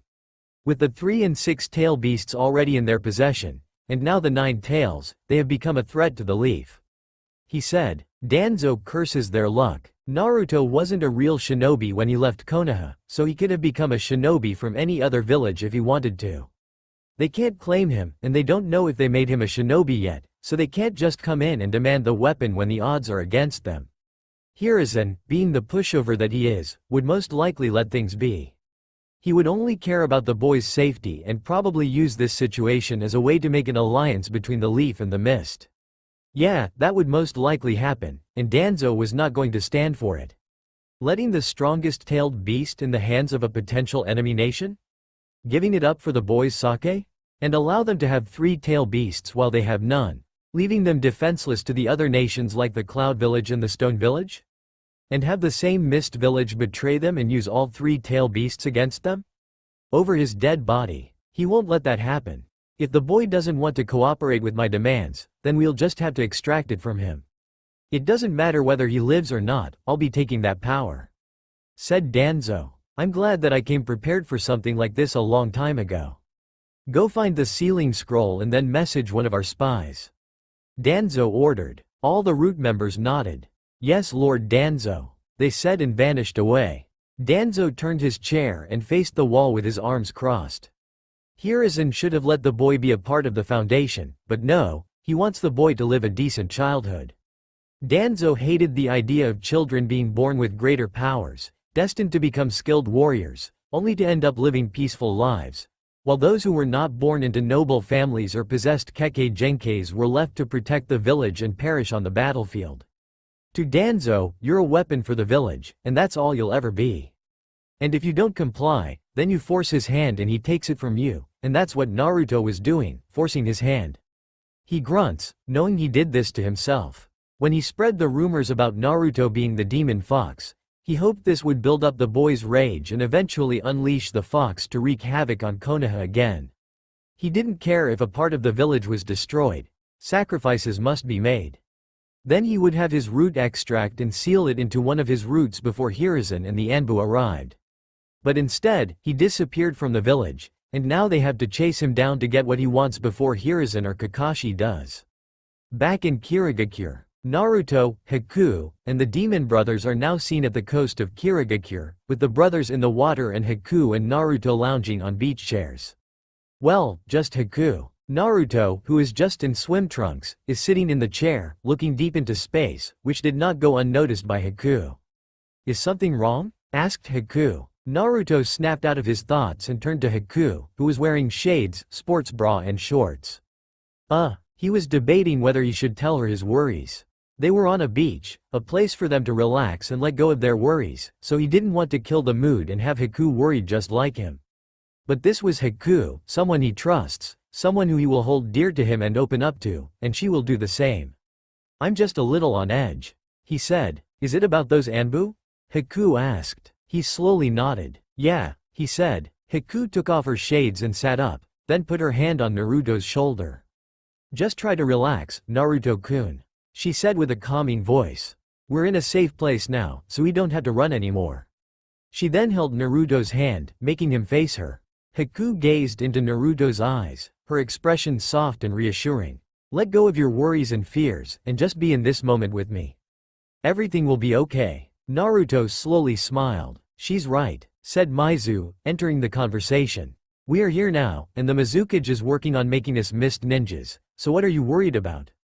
Asked Maizu. By the time you become an official mist shinobi, the leaf can't come after you anymore, and they will just have to deal with it.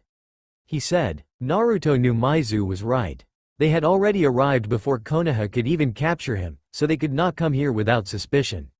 All he will have to do is trust the Mizukage as she speaks to her council about allowing him to be a part of Kirigakure. Naruto sat back and let out a deep sigh, hoping the meeting was going well. Meanwhile, council office. Mei was getting frustrated. Here she is, standing in front of her council, attempting to cooperate with them, but they are still denying her request. Look, the boy has nowhere else to go, and it's not as if he's a shinobi from his home village or a rogue, so the Leaf Village won't come here and demand to have him back. Said Mei. Oh, but they will, said a female council member. May we remind you that the boy is the container of one of the tailed beasts, the strongest one at that. That is the Leaf's only defense, and they will be damned if they let their trump card get away. Said another council member. We can use that against them. All we need to do is train him to control the power of the 9 tails, and we still have the 3 tails without a host. Even though our 6 tails Jinchuriki is still out there, we still have the advantage. Plus the Uchiha clan was killed years ago, so they can't use the Sharingan on them. What could we lose? Said Mei. You're correct about that, but it will take us years to get him to control his tailed beast, providing Konoha with ample time to scheme and take action. Let's not forget that we are still recovering from the civil war you incited, leaving us vulnerable at this moment. Said the leader of the council. Mei had nothing to say about that. She knows they're right. We have nothing against the boy, however, we must prioritize the safety of our own village. Konoha will go to great lengths to locate him, said the leader. The other 3 may remain, but unfortunately, the boy cannot. If he were not the host of a tailed beast, he would have been able to stay here without any issues. Go tell the boy he isn't welcome here, ordered the council leader. Mei clenched her fist and left the room angrily. As she angrily walked down the hall, heading to her office, she passed by a blue-haired middle-aged man with an eye patch. By the look on your face, I'm guessing it didn't go well, he said. Mei crossed her arms and leaned on the wall. No, it didn't. she said and let out a heavy sigh. The man looks down and slowly shakes his head. That's a shame, he said. He understands Mei's frustration as he too wanted Naruto to stay here. Maybe not when the village was known as the Blood Mist Village, but after Mei became Mizukage and things have changed, then this would be a place Naruto would be happy in. When will you break the news to them? The man asked. Several seconds of silence passed as Mei thought about it. After they come back from the coast. It's better to tell them later, Ao. She said and Ao slowly nodded. Later that day, at a motel. Several minutes ago, the gang returned to their hotel rooms, with Haku in the shower and Naruto sitting on the bed, waiting patiently. They had plans to go to a seafood restaurant that Maizu suggested, and with the way Gozu described the food, he wonders if it's better than ramen. In the bathroom, Haku looked at herself in the mirror, examining the way she had dressed. It had been far too long since she had had the chance to go out as a normal person and not as a weapon, and if it weren't for Naruto, she would have continued being an emotionless tool for Zabuza-sama. She was wearing a kimono similar to her previous one, but this one was green with violet swirl patterns, her hair down and has on a neck brace. Haku was never the type to dress up for casual events, so she couldn't tell if this was casual enough, but it looked less shinobi-like. Haku left the bathroom, catching Naruto's attention. Naruto looked Haku up and down, his eyes slightly widening at her natural beauty. If he had to rank the girls he had met by beauty, it would be Haku first, Mei second, and, he guessed, Sakura third. Although Mei was a knockout, Haku had his heart. Haku noticed the type of attention she was receiving from Naruto and her cheeks turned slightly pink, knowing that her partner liked the way she's dressed. Naruto was snapped out of his trance when a knock appeared at the door. Being closer to the door, Haku opens it and sees that it's the Mizukage. Mind if I come in? Asked Mei softly. Both Naruto and Haku nodded their heads, giving her a small smile. She sat at the table, and Haku sat on the bed with Naruto. Mei looked at Naruto, noticing the hope in his eyes. It's a shame that she has to shatter that hope. You can't stay here. Nighttime. The entire motel room became a rage room for Naruto. Shattered chairs and tables strewn about, windows smashed into shards, walls marred by fist-sized holes, a cracked sink and toilet, a torn shower pipe hanging limply, and a bed ripped to shreds. Naruto was sitting on a chunk of mattress, breathing heavily, trying to calm down. It has been over an hour since he was told he couldn't live in Kirigakure, and he was furious. Mei and Haku saw the fury in his eyes and decided to give him some space, which was good because he didn't want Haku to see him tear this room apart. He couldn't believe it, even after escaping Konoha for over a year, they still have a way to make his life a living hell. He's betting that the same group of Anbu would return for him with additional forces, and wreak havoc on this village just to locate him. He wasn't even mad at the Mist Village Council. The village was still repairing, and they don't have enough manpower to go into war for an outsider.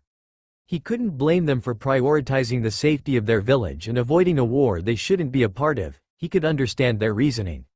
How long? How long will he keep running and hiding until they finally capture him, or just give up and kill him? How long could he live like this? He couldn't, and he knows it. To make matters worse, he will be alone again. He felt a mix of happiness and sadness when he heard that the Demon Brothers and Haku were allowed to stay. Although he was glad they would be safe and not have to get involved in his battle, it saddened him to know he would not see them again, especially Haku. Naruto rose to his feet and rubbed his red eyes, feeling more tears threatening to spill over. He began to rummage through the closet in search of his ninja gear and equipment. While in the midst of packing, he stopped to take a look at a picture of himself, Haku, and Zabuza. The picture was taken after their first mission together. In the photo, Naruto and Haku were standing side by side, with Zabuza hovering over them, his hands on their shoulders. Naruto then tossed the picture aside and continued packing. After packing up, Naruto left a stack of cash on the broken table to cover the damages. Upon reflection, he was faced with two options. He could either continue running or turn himself in. Naruto snarled at the idea of surrendering. As a student of Zabuza, giving himself up was the coward's way out. He's going to continue running and fighting, and die running and fighting. Meanwhile with Haku, somewhere in Kirigakure, Haku strolled on a hill, stopping at an abandoned house that had several giant holes and was covered in mold. Giving Naruto some time alone, instead of going to the restaurant they had planned to attend, Haku decided to go for a walk, and the first place she chose to visit was her old home. Haku didn't bother to go inside. She didn't need to be reminded of that day. She sat on a flat rock next to a small river, the same river where she discovered her Kekkei Genkai. Haku blankly looks at the moon's reflection, thinking of Naruto, and is upset by the fact that she could stay if she wanted to, but Naruto couldn't. It's not as if Haku blames the council for looking after their own people instead of outsiders. Fate was going against Naruto, and he was given the option to either go back to a life of hell or continue running away and die alone. When they just say, "Fuck it," and kill him. Where else is he supposed to go? They have no allies. The rest of the 7 ninja swordsmen are who knows where, or dead, or he has to take another bodyguard job. Hopefully, whatever tycoon he picked is nothing like Gato. Haku grunts. There was nothing she, Naruto, the Mizukage, or anybody else could do to help them. Naruto was going to be alone again, this time dying alone. Haku clenched her fist at the thought. Naruto was someone precious to her and she loves him more than just the precious bond they have. She loves him, and she knows he feels the same way. That's why it hurts to see that he has to go, with or without her. If Naruto is going to leave, then she's leaving with him. She's not going to live anywhere without him, like hell. Back with Naruto. Naruto wanders the village and looks at some of the remaining damages that were caused by the civil war. It was still being repaired and it looks like it'll take several months to complete it. Naruto observed the diverse group of people and children, who all seemed to get along despite their differences. The war had brought them together, and Kekkei Genkai users were no longer shunned for something out of their control. Best of all, the village was no longer the Blood Mist village. It was peaceful, and Naruto longed to be a part of it, but he couldn't. As soon as word gets out that he's here, this village will never recover. Naruto grunts in anger, frustrated that this situation could have been avoided if the people in that hellhole understood he is not responsible for past events and simply left him be. After all, he wasn't causing any trouble, just simple harmless pranks that aren't worth getting brutally beaten up for. Naruto shook his head, no point dwelling on it, he has to go, he must go. He could have told Haku and the demon brothers goodbye, but he couldn't bear telling them goodbye to their faces, especially Haku. Naruto continued to wander until several minutes later when he arrived on the other side of Kirigakure. He looked at the horizon, where he saw nothing but the ocean, and possibly an island, or it could just be a mirage. Regardless, he was here and heading in that direction to get as far away from the 5 great nations as possible. It would take Konoha years to find him again. Naruto looks down and sees the boat he bought. Naruto sighed and was about to go to the boat but stopped. "I know you're here, what are you doing?" Naruto asked. Standing behind him was Haku, in her hunter kimono and her bags packed. Haku looked at the boat then looked at the horizon. "We're leaving. The both of us," said Haku. Naruto gave Haku a side glance. "No, you should stay. They want me, not you," said Naruto as he heads to the dock. "And you think I will accept that the precious person in my life is gone and be alone, while I stay here alone?" Haku asked, following him. "You won't be alone. You have the demon brothers and Mei, you'll be safe here," said Naruto, putting his bag in the boat and begins to untie the rope off the cleat. "That's not enough. We don't have to separate," she said, holding onto Naruto's hand. "Take me with you or stay for a bit. We could figure this out together." There was a long silence as Naruto stared at the hands that were keeping him from untying the boat. Naruto clenched his fist and eyes. "Haku, don't make this harder for me than it already is. Just go back," he said, tears threatening to spill. Haku tightens her grip on Naruto's hand. "Not without you," she said, her own tears threatening to spill. Another long silence had passed. Haku could see his facial expression soften, and she eased her grip, only for Naruto to pull out a smoke bomb from his pouch and slam it to the ground. Caught off guard, Haku let go of her hold on Naruto, giving him the chance to use his freed hand to throw a kunai to cut the rope. Naruto jumped on the boat and made 3 water clones, all going to Haku and holding her down. "Naruto, don't," Haku begged. "I'm sorry Haku, but this is to keep you safe," he said and made some hand signs. "Water style. Binding chains," he said, and the 3 clones holding Haku transformed into chains made of water, binding her arms and waist to the sea. Haku struggles to free herself. "The jutsu will undo once I'm far enough," Naruto said and began to row away. Haku grunted and channeled some chakra to her hands, causing the chains to freeze and easily break. She then repeated the process with the chain around her waist before leaping off the pier and landed on the boat. Naruto turned to look back as Haku snatched the oars. Naruto was about to jump out and make a break for it, but Haku grabbed onto him and tackled him down to the boat, holding him by his waist. Naruto struggled to break free from Haku's grasp, but his efforts were futile as she held onto him tightly. Haku watched as he struggled, then buried her face in his back and placed one of her legs over him. This action caused him to stop struggling and begin to calm down. Seeing him relax, Haku eased her grip, this time wrapping her arms around his chest. Why won't you let me go? Let me do this on my own, so you get to stay here and live the life you deserve. You're better off here. You don't get to tell me that, said Haku. You don't get to tell me who and where I'm better off with. I decide that, and what I decided is a life with you. But I don't want you to get hurt because of me or for me. He said. Do you not think I am hurting now? She asked, and Naruto felt wetness on his back, realizing she was crying. We have lost Master Zabuza, and we are all that is left of the demon trio. Why break it? Why break off the bond we had? The bond we build? Why throw that all away and leave me behind? Naruto could hear her voice cracking. Do you think that just makes my life better?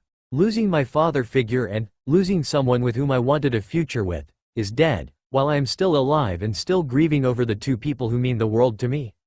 Do you think I want that? Haku asked. No, said Naruto sadly, remembering their bond, and he was breaking it. I just don't want you to die for me or Master Zabuza. I care about him, but we're not blind. We're tools to Zabuza, and to each other, and one day we'll die trying to save each other. So I made a promise to myself that I'll be the shield of the group, so you and Master Zabuza could live on, but I failed to save him. He said. Haku could understand what he was saying. Naruto, if I died saving you or Zabuza-sama, it's my choice. I choose to save the people I care for, whether I'm a tool or a human. And if you died protecting me, you don't think I feel the same way? She asked. No, he honestly didn't think about how Haku would have felt. Protecting her was his top motive, and he didn't think about her feelings and how she would have felt. Haku turned Naruto to face her. If you're leaving, then I'm leaving. If you're staying, then I'm staying. Everywhere you go, I'll always be there by your side, said Haku, and Naruto slowly smiled. The two sat up, and as they sat up they looked at each other and were hit with an almost familiar feeling, blue and brown eyes staring into each other, with the stars reflecting on them. And like magnets, they were drawn to each other. No words were spoken, just feelings. Their eyes were closed, they felt each other's breaths against each other, and two soft moist lips pressed against each other. Later that night, at the motel, in a different room because the previous one was trashed, Naruto was seen lying on his back almost naked on a bed, with Haku on top of him, her hair down, wearing nothing but a bra and underwear. Naruto's face was red. One moment they were on the boat kissing each other. Now they're here, about to lose their virginity. After releasing their emotions and confessing their feelings for each other, Haku asked Naruto for a request. She wanted to make love. Although Naruto also desired this, he believed it was moving too quickly. However, considering their uncertain future and the imminent danger they faced, he realized they may not have much time to truly experience and cherish their love. Better now than never. Haku leaned in closer, kissing his lips, then his cheek, neck, and chest. Naruto returned the affection, holding Haku's hips and rubbing them gently, and their tongues began coiling in a warm embrace. Haku sat up and unclasped her bra. The bra landed on Naruto's chest, and he was greeted by the sight of Haku's breast. Naruto's eyes widened, and his face turned red. Even though this wasn't the first time he had seen a woman's chest, it was Haku's, the one and only person he loved, and he now had the chance to explore it along with her body. Haku's face turns red at the idea of having her virginity taken away. Although it was their first time, they knew what they were doing. Gato owns a lot of companies, one of them being brothels. They had to stay there for a few nights in the upstairs rooms. They often left their rooms and witnessed the erotic actions, the scent of perfume and sweat, and the sound of skin slapping skin and women's cries downstairs. They even caught a glimpse of Zabuza and the Demon Brothers having their own private rooms with the prostitutes. Curious, they inquired about, and Zabuza and the Demon Brothers obliged. Well, they actually informed Naruto, it was deemed too embarrassing for a man to discuss with a girl, so she was educated by a prostitute who mistakenly thought Haku wanted to join the profession as well. Like hell, the newly couple embraced each other with a fiery passion, unable to contain their longing any longer as they melted into each other's arms, consumed by their love. The next day, the sun rose on the blonde boy and dark-haired girl. They were awake and they were looking into each other with love and relaxing eyes. Every moment and every second of exploring each other's bodies was perfect and beautiful. Not a single part of their bodies was left untouched, as all of them were kissed and licked. Haku turned, her back facing Naruto. Naruto kept his arms around Haku and buried his face in her disheveled hair. Because Haku was taller than Naruto, she could feel the object that was once inside her pressing against her bare back. Haku placed her hand over her entrance where Naruto was positioned, her legs wrapped around his face and hips. She remembered feeling a sensation, a pop, and realized that was the proof of her innocence being taken away. Haku moved her hand to her lips, remembering returning the favor to Naruto.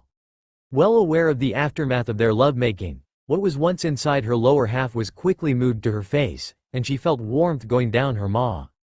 They almost made a mistake, and given the current situation they are in, it would not be a good time to bring a child into their unsafe world.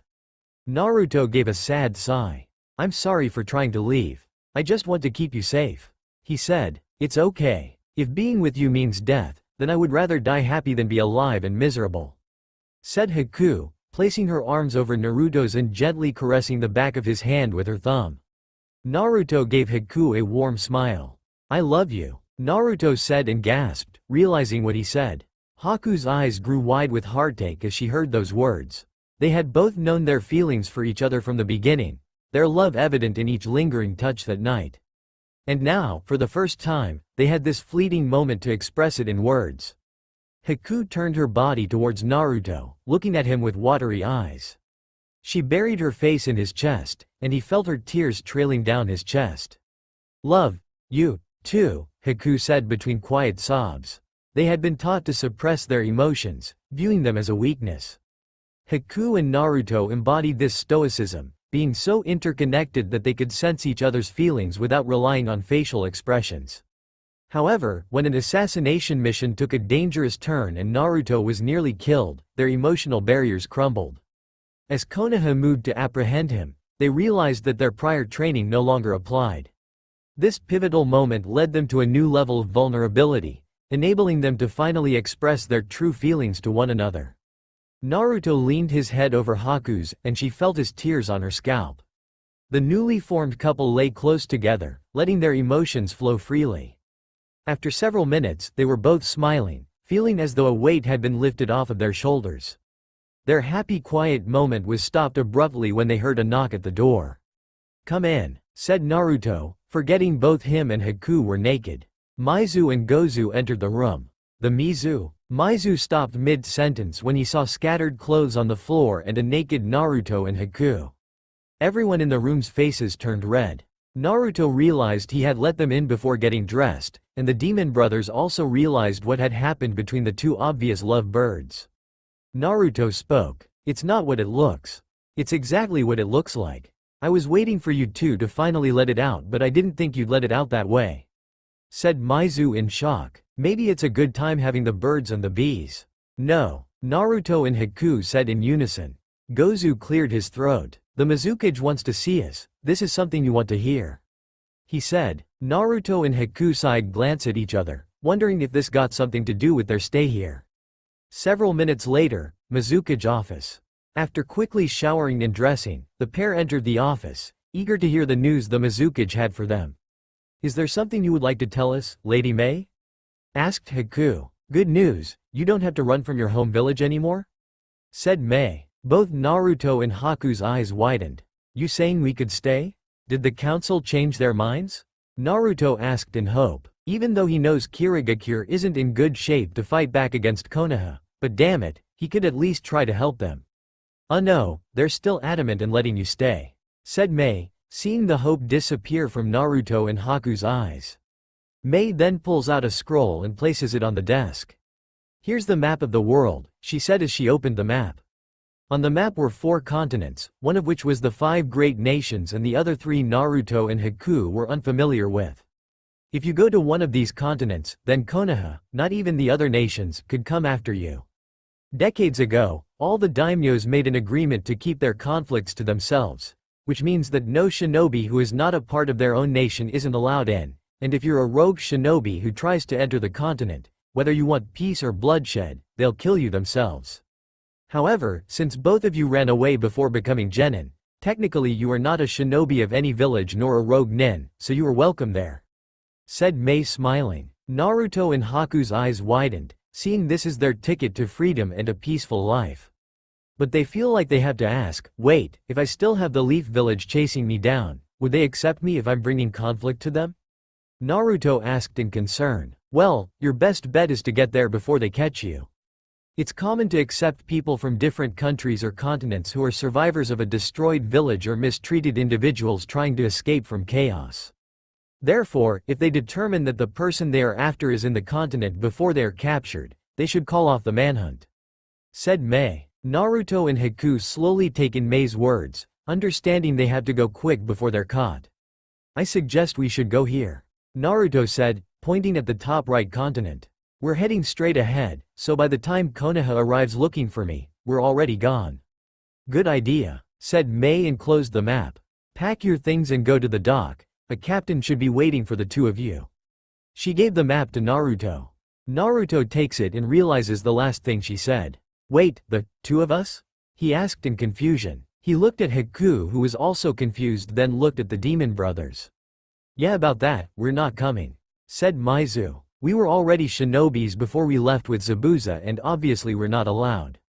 Plus we've reconnected with old acquaintances, so we decided to stay," said Gozu. "Besides, nothing here holding you 2 back," said Maizu. Naruto and Haku were a little saddened, but they could understand. They had people here while Haku, especially Naruto, don't have anyone. "Don't worry, we can visit each other on one of the islands," said Maizu. Both Naruto and Haku gave them a bittersweet smile, signaling their impending departure. An hour later, the dock. Naruto and Haku packed whatever belongings they had left, stored some rations, and said their goodbyes while holding each other's hands. Mei discovered that they had finally gotten together and teasingly remarked on it. They arrive at the dock and seize their boat and a man they figure is the sailor. "Hey," said Naruto, getting his attention. The man turned around and got a good look at them. "Oh hey," said the man. "Is there something you guys need?" he asked. "Yeah, we need a ride to the land of songs," said Haku, then shows him the map. The man looked at the map, then looked at Naruto and Haku, then looked back at the map. "I see. You're trying to make it out of the 5 great nations?" the man asked, and Naruto and Haku nodded. There was a long silence, then the man replied. "Alright, climb aboard. You can refer to me as Zokatabi, and I'll ensure that you reach your destination safely," said Zokatabi. Naruto and Haku shared a soft smile before boarding the boat, which soon took off. As they settled in next to each other, Haku rested her head on Naruto's shoulder while Naruto watched Kirigakure recede into the distance. Naruto gently leans his head above Haku's and holds her hand. He realized he could finally be free, no more running and hiding. It would just be him and Haku, far away from Konoha, starting a new life, and possibly even a family. Several minutes later, Zokatabi looked at Naruto and Haku from his shoulder, seeing them sitting and eating peacefully. He then glanced at Kirigakure, which was almost at the horizon. He faced the front and kept steering. "Not that it's any of my business, but I'm curious, what made you want to run away from your village?" Zokatabi asked. It's complicated," said Naruto, not sure if he should tell him. How complicated could it be? I mean, you're not the first person to leave the 5 great nations to start a new life. There's no other reason why people leave the continent. Besides, we'll be on this boat for a couple of days, so we might as well make small talk to keep us from getting bored," said Zokatabi. Naruto looked at Haku and she shrugged. There was no harm in telling him. Besides, they would eventually get bored anyway, so they might as well keep themselves entertained as much as they could. "Okay," said Naruto, and decided to go straight to the point. "I was hated for being born different. They saw me as a threat, and those dumb idiots thought, hey, let's torture this kid for nothing and expect that he won't seek revenge and kill us all for being total idiots, angry for no reason. he said, clenching his fist, and Haku rubbed his back in comfort. Did you kill them or something? Zokatabe asked. I thought about it, but that'll just prove them right about me. About 3 years ago, on my birthday, the day I always get hunted down and beaten. I thought I was going to die. Then, he points at Haku. She saved me from them. He was like me, hated for something that's out of our control. Before then, I had run away from the Blood Mist village and was looking for a new place to call home. That's when I found Naruto-kun. After seeing him being attacked, I knew I wasn't going to be treated as a human being there. Seeing myself in Naruto-kun, I took him with me and we ran away together. Now, we are traveling the world in hopes of finding a place where we are welcome. Said Haku, leaving the hunter nin part out, and that's basically the truth. Zokatabe slowly nodded in understanding. Yeah, I understand that the world can be cruel and people often struggle to move on from things. He said, and Naruto and Haku nodded in agreement. But at the end of the day, it doesn't matter how the village should treat you. What really matters is that you serve your village. Suddenly the boat stopped and Naruto and Haku looked around and looked at Zokatabe at what he said. What? Naruto and Haku asked in unison. The thing is, Naruto, you shouldn't have left. Whether you're a shinobi or not, you possess what belongs to Konoha, and that makes you Konoha's property. Said Zokatabe. He weaved hand signs and slammed his palms on the floor. Summoning jutsu. Said Zokatabe, and there was a puff of smoke. Naruto and Haku pull out their weapons and jump back, landing on the water surface, and get in their stands, preparing for a potential fight. Suddenly, several figures jumped out the boat. Naruto and Haku's eyes widened in shock and anger, realizing it was those Anbu. You bastards again, Naruto exclaimed. What the hell is this? Asked Haku. This is where our little cat and mouse game ends. They heard an old raspy voice and turned to the disappearing smoke, seeing an elderly man with a bandage-wrapped face. Who are you supposed to be? Are you with them? Naruto asked in a serious tone. The man faces Naruto. You may call me Danzo. He said. And no, I'm not with them, they work for me. I gave them the order to capture you. You send them? Even Kakashi and his team? Naruto asked in mild anger.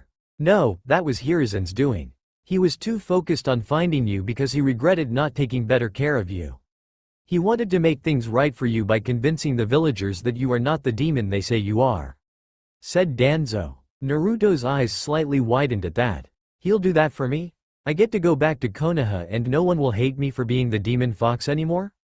Naruto thought to himself. Naruto shakes his head and tightens his grip on Hanketsu. Even if he does that, it still won't change their thoughts about me or stop them from trying anything behind the Hokage's back.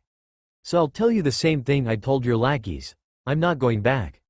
He said. Danzo gave him a cold stoic glare. You don't get to decide anything. You were meant to be kept in Konoha and serve as Konoha's ultimate weapon.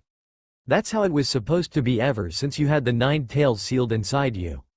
But Hiruzen wasn't thinking about the village's sake. He only cared about you living a normal life. If you had stayed a bit longer, I would have made you the weapon you should have been. But you're leaving us to become a weapon of a rogue ninja.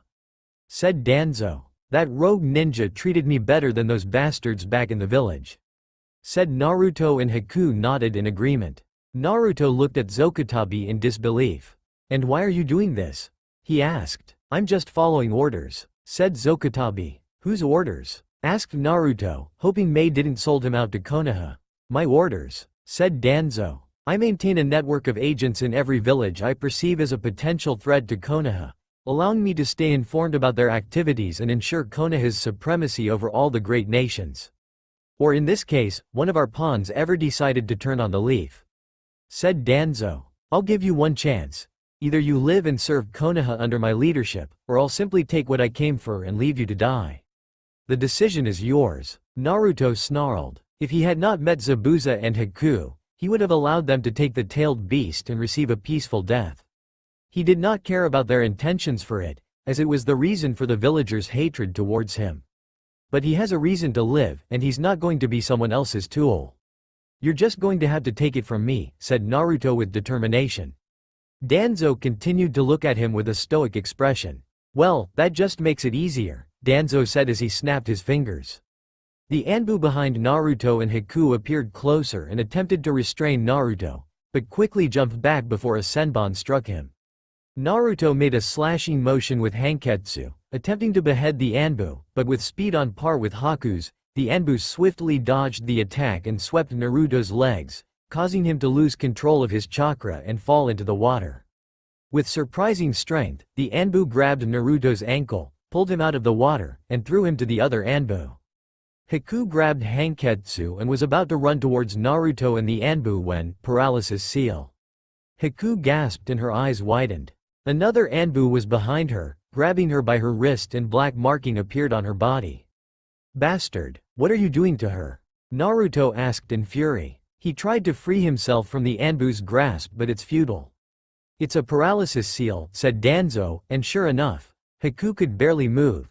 She couldn't even wiggle her fingers or toes.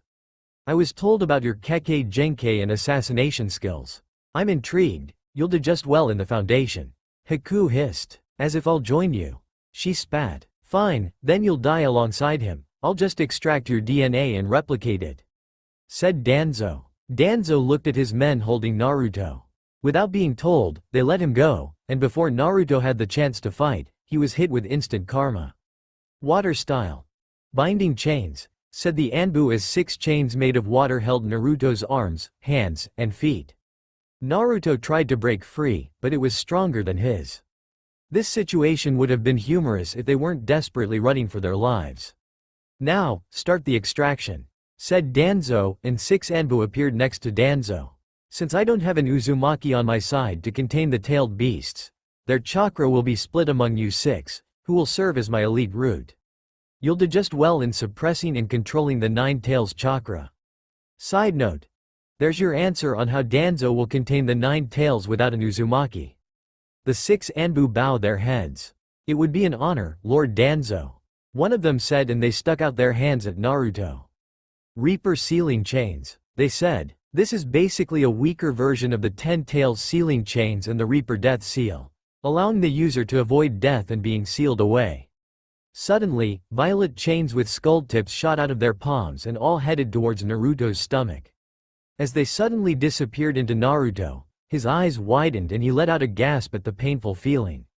Inside Naruto's conscience, down the halls of a sewer, behind a massive cage, there was a giant fox sleeping peacefully, unaware of what was going on in the real world. Clang! The fox's eyes shot open and let out an annoyed roar as it felt something grab onto his tail. "Who dares?" it shouted. Suddenly, he felt the same thing happening to his other tails. "What the hell is this?" He looked at his tails, and his eyes widened in rage. He saw chains holding onto his tails and assumed this was the doing of a certain red-haired woman. However, he then noticed that the chains were different from what he remembered. Wanting to get to the bottom of this, a projector appears, and he looks through the eyes of his container.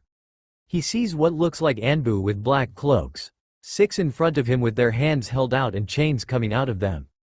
He figures these are the same chains, and he also sees on the side a girl with black markings being held.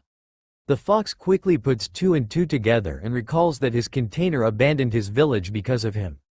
He kept being on the run, meeting more Konoha ninjas, and having the Anbu track him down. The fox hated the boy simply for existing and knew he would eventually be used as a weapon like always. However, he was instead driven out of Konoha and was now searching for a peaceful life without being hated for something beyond his control. Curious, he kept tabs on the boy's actions.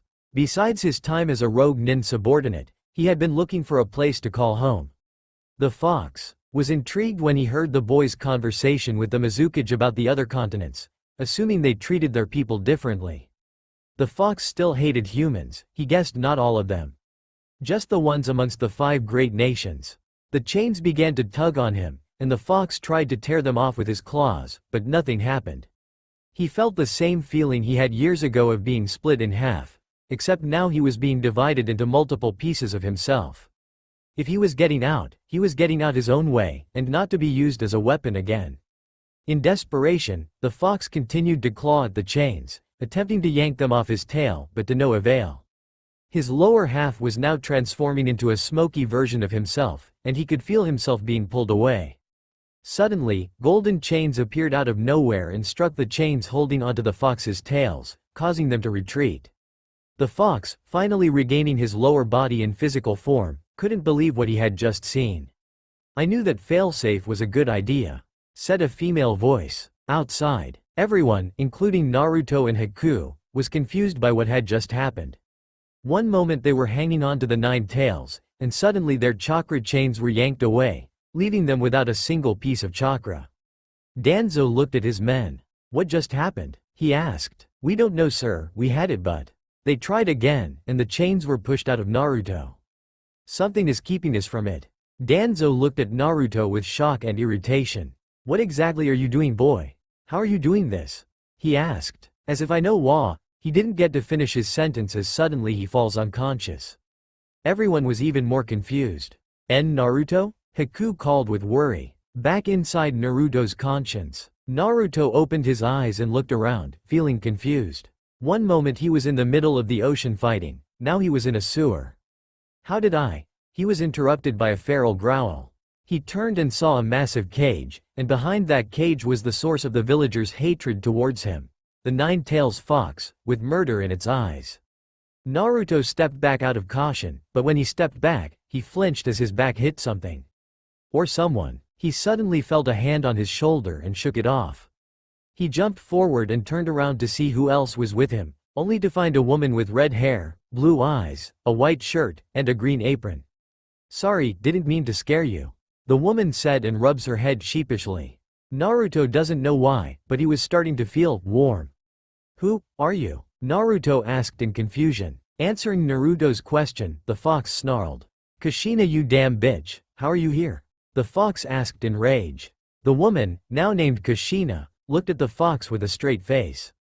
Helping out my son, even if it means I have to help you as well, said Kushina. Naruto's eyes widened from what he heard. Son, he thought to himself. The fox snarled, swearing that the next time another Uzumaki traps him with those adamantium chains, he would nuke them with a tail beast's bomb. Now, here he was once again, getting trapped by the adamantium chains. This time being saved by the same chains from the woman he had killed over a decade ago, and this time non-Uzumaki members chaining him up. From now on, every sealing chain user, including Uzumakis, is getting nuked. Kushina turned to Naruto, her serious expression transforming into a soft, warm smile. Naruto didn't know what to think. One moment he was fighting the Anbu, and the next he was here, face to face with the woman who claimed to be his mother. Before Naruto could say anything, Kushina rushed at him, getting on her knees and hugging Naruto tightly as she began to sob. Naruto hugged her back. He didn't know why, but it felt right to embrace someone who looked like their world was collapsing. We're sorry, said Kushina between sobs. Naruto was confused now. You're sorry? We? He asked. Yes, we're sorry for putting you in this situation. Having the nine tails sealed inside you and be the scapegoat of the village's hatred, she said. Naruto's eyes widened, understanding what she's saying. You did this to me?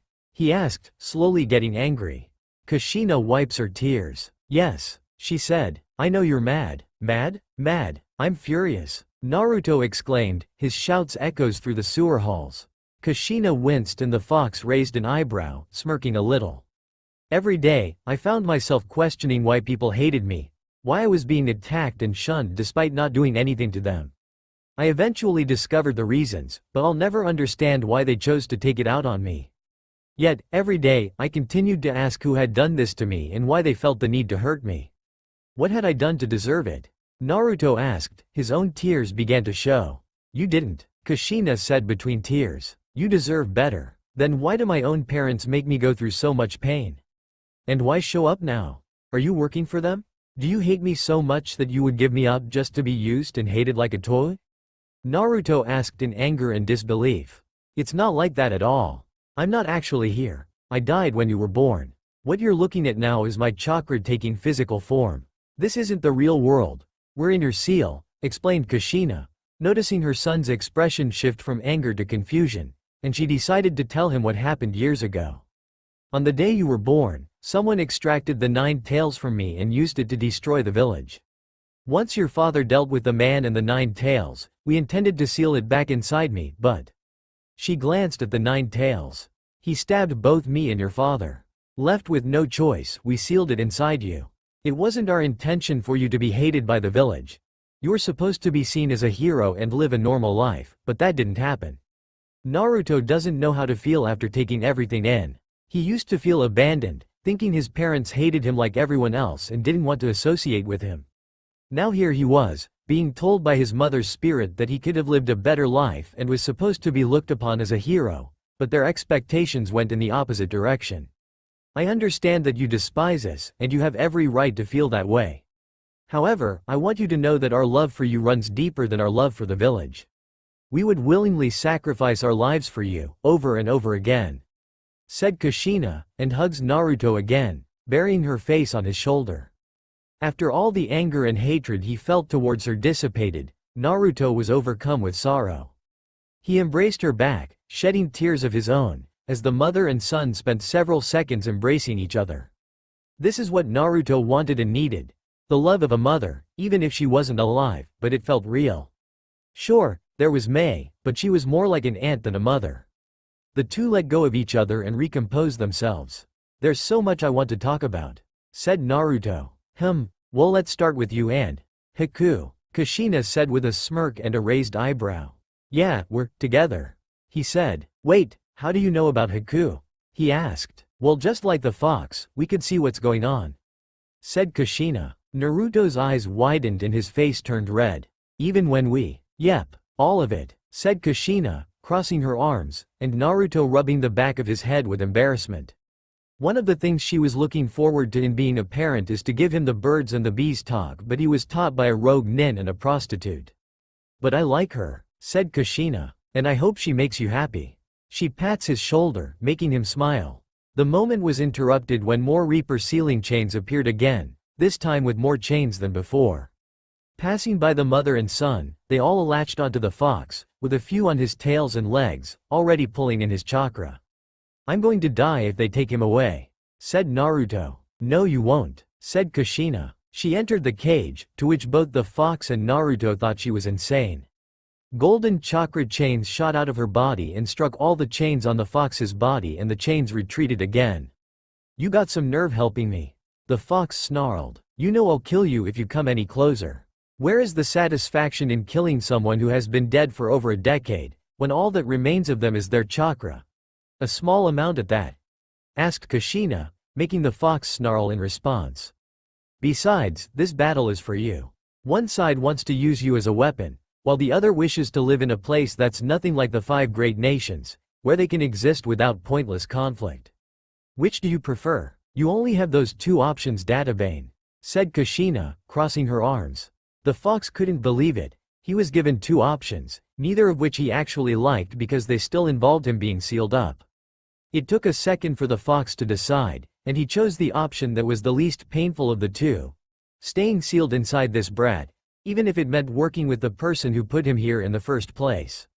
The fox growled in anger. "Fine," he said, and Kushina smiled. "So how can I help?" Naruto asked. Without Hanketsu or Haku by his side, he feels helpless. Especially when his life is on the line. "Just come in the cage, boy," the fox said. "What?" Naruto asked in disbelief. "I'm not going to let you kill me." "I'm not going to kill you," he said between growls. "Not yet, at least," he thought. "This is the only way you could help. It's not like I'm asking you to release me, since that just makes me an easy target. So for this once, just this once, you could trust me," said the fox. Like the fox, Naruto was also left with no options. Naruto hesitated for a moment and sighed. "Okay, I trust you," he said, and entered the cage. Back outside, Danzo was starting to get irritated and their sealing jutsu was denied again. How is he doing this? Danzo asked himself. Haku, however, was only concerned about Naruto's well-being. She knows he isn't dead, and all she's wondering is what caused him to go unconscious and what's stopping them from taking the tailed beast. "Do it again, add more chains," Danzo ordered, and they nodded and done what they were told. Back inside Naruto's conscience. "Here it comes," said the fox as over 30 chains latched onto him, managing to grab him and attempt to pull him out of Naruto. Kushina shoots more chakra chains and wraps them around the fox. Now this has become a tug of war. Neither side plans on letting go. "Brat," the fox called to Naruto. "Get over here and take my chakra," he ordered. "Make as many clones as you need, channel your chakra through your hands, and grab mine." Naruto nodded. He made 50 shadow clones, and they all ran toward the fox. Channeling their chakra through their hands, they grabbed him by the tails and feet and started pulling, seeing the chakra forms of his tails and feet. Kushina grunted as she felt herself losing control. Naruto, I'm sorry, but this is the end of our one and only reunion, Kushina thought to herself. She shot out more chains to strike at all the other chains, and quickly the tug of war swung in their favor, allowing Naruto to pull out the entire chakra from the fox. The fox falls down on his back, looking as if he was dehydrated. Naruto felt a strange sensation and looked at himself, seeing he's glowing orange. What is this? He asked himself. You have access to the Nine Tails chakra, said Kushina, and her appearance became transparent. Naruto looked at Kushina in worry. Mom, I used up the last of my chakra in this world, she said. Does that mean I won't see you again? Naruto asked. He just met his mother and now she was leaving. Afraid so, she said. But don't worry, you don't need me, you already have the people you need, she said, referring to Haku, the demon brothers, and Maid Terumi. Will I meet Dad? Naruto asked. Kushina smiled. Sure you will, the same way you met me, she said, and walks over to Naruto and hugged him. Naruto hugs Kushina back, this time tightly as this will be the last time he gets to hug his mother. Back outside again. The chains receded, and suddenly Naruto's body began to glow, causing everyone to look at him in shock and amazement. Naruto opened his eyes and looked at himself. He could see that he was still chained up, but he noticed that his physical form was glowing orange as well. Naruto? Said Haku. Naruto turned to Haku, remembering that she was paralyzed by the Anbu's hold. Naruto attempted to charge at the Anbu. In 1 second, he was chained up, and in the next second, he was already next to the Anbu. He punched him in the chest and sent him flying. Haku, finally able to move, collapsed, and Naruto caught her.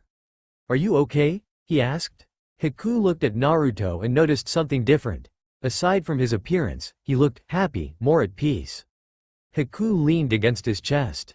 I am now, she said. Naruto and Danzo made eye contact. What is this? Danzo asked. Something you're not getting. I made it clear I'm not going back, and I stand by that, said Naruto. Danzo let out an annoyed sigh.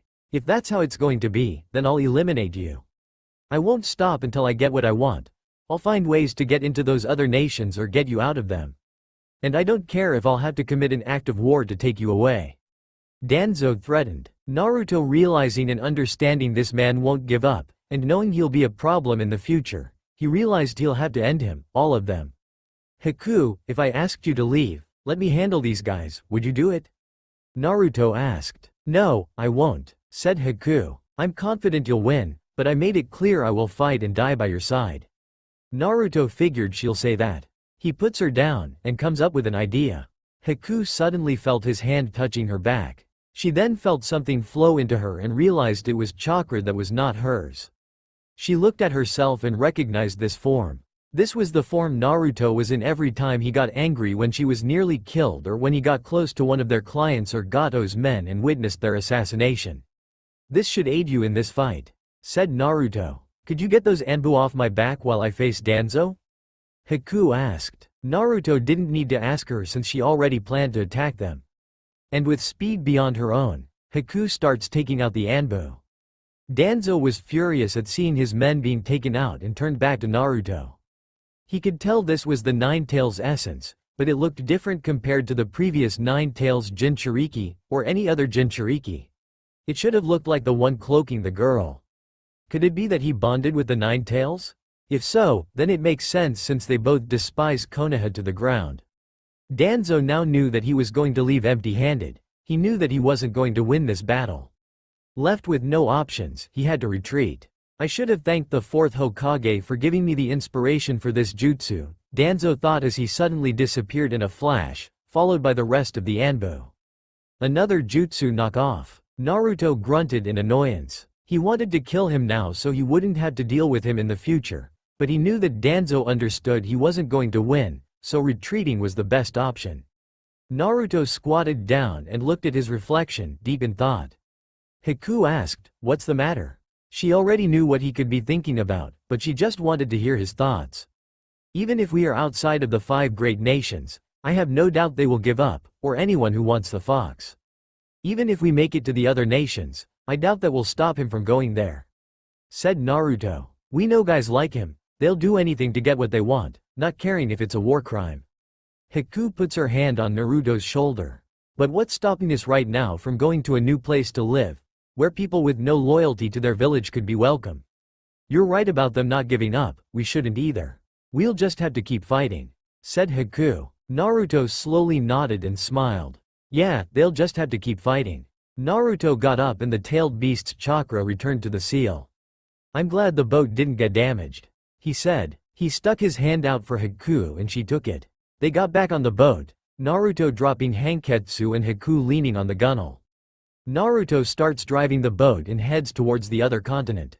Naruto side glances at Haku, seeing she's looking at the sky, then turns back and faces the ocean.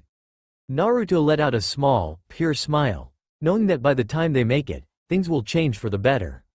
Several years later, an older Naruto, now wiser and more seasoned, was seen in his office, getting ready to finish up and go home for the day. With all the paperwork done, he felt happy and ready to leave work and unwind at home. He left the office and wandered the streets of Janoishi, the place he calls home, the place that treated him better than Konoha. While wandering, he remembered that day when he and Haku arrived here. When they arrived, the shinobi there weren't taking any chances and were about to kill them, but Naruto used the Nine Tails chakra to defend himself and Haku. He quickly explained their situation, and when they didn't believe him, they looked through the shinobi book and bingo book. Sure enough, they found nothing on them. Since Naruto was a Jinchuriki, it would be stupid to put a bounty on him, as that would be giving them a free-tailed beast. Haku wasn't in the bingo book either, and since she always had a mask on, no one knew what she looked like. They were welcomed with open arms and, instead of settling in the first village they had landed on, they chose to reside somewhere in the middle of the continent. This decision led them to the land of castles, where they found better security and stronger shinobis. It was like the equivalent of Konoha. They were treated better, and Naruto was never shunned for being the container of the Nine Tails. Then again, they never experienced the wrath of a tailed beast. Months after living there, news about Konoha arrived, and both Naruto and Haku were a little shocked to hear what had happened. Konoha was hosting a Chunin exam, but the Sand and Sound villages initiated an invasion. The One-Tails destroyed everything in sight and killed anyone it encountered, resulting in the death of the third Hokage during his battle against a rogue ninja named Orochimaru.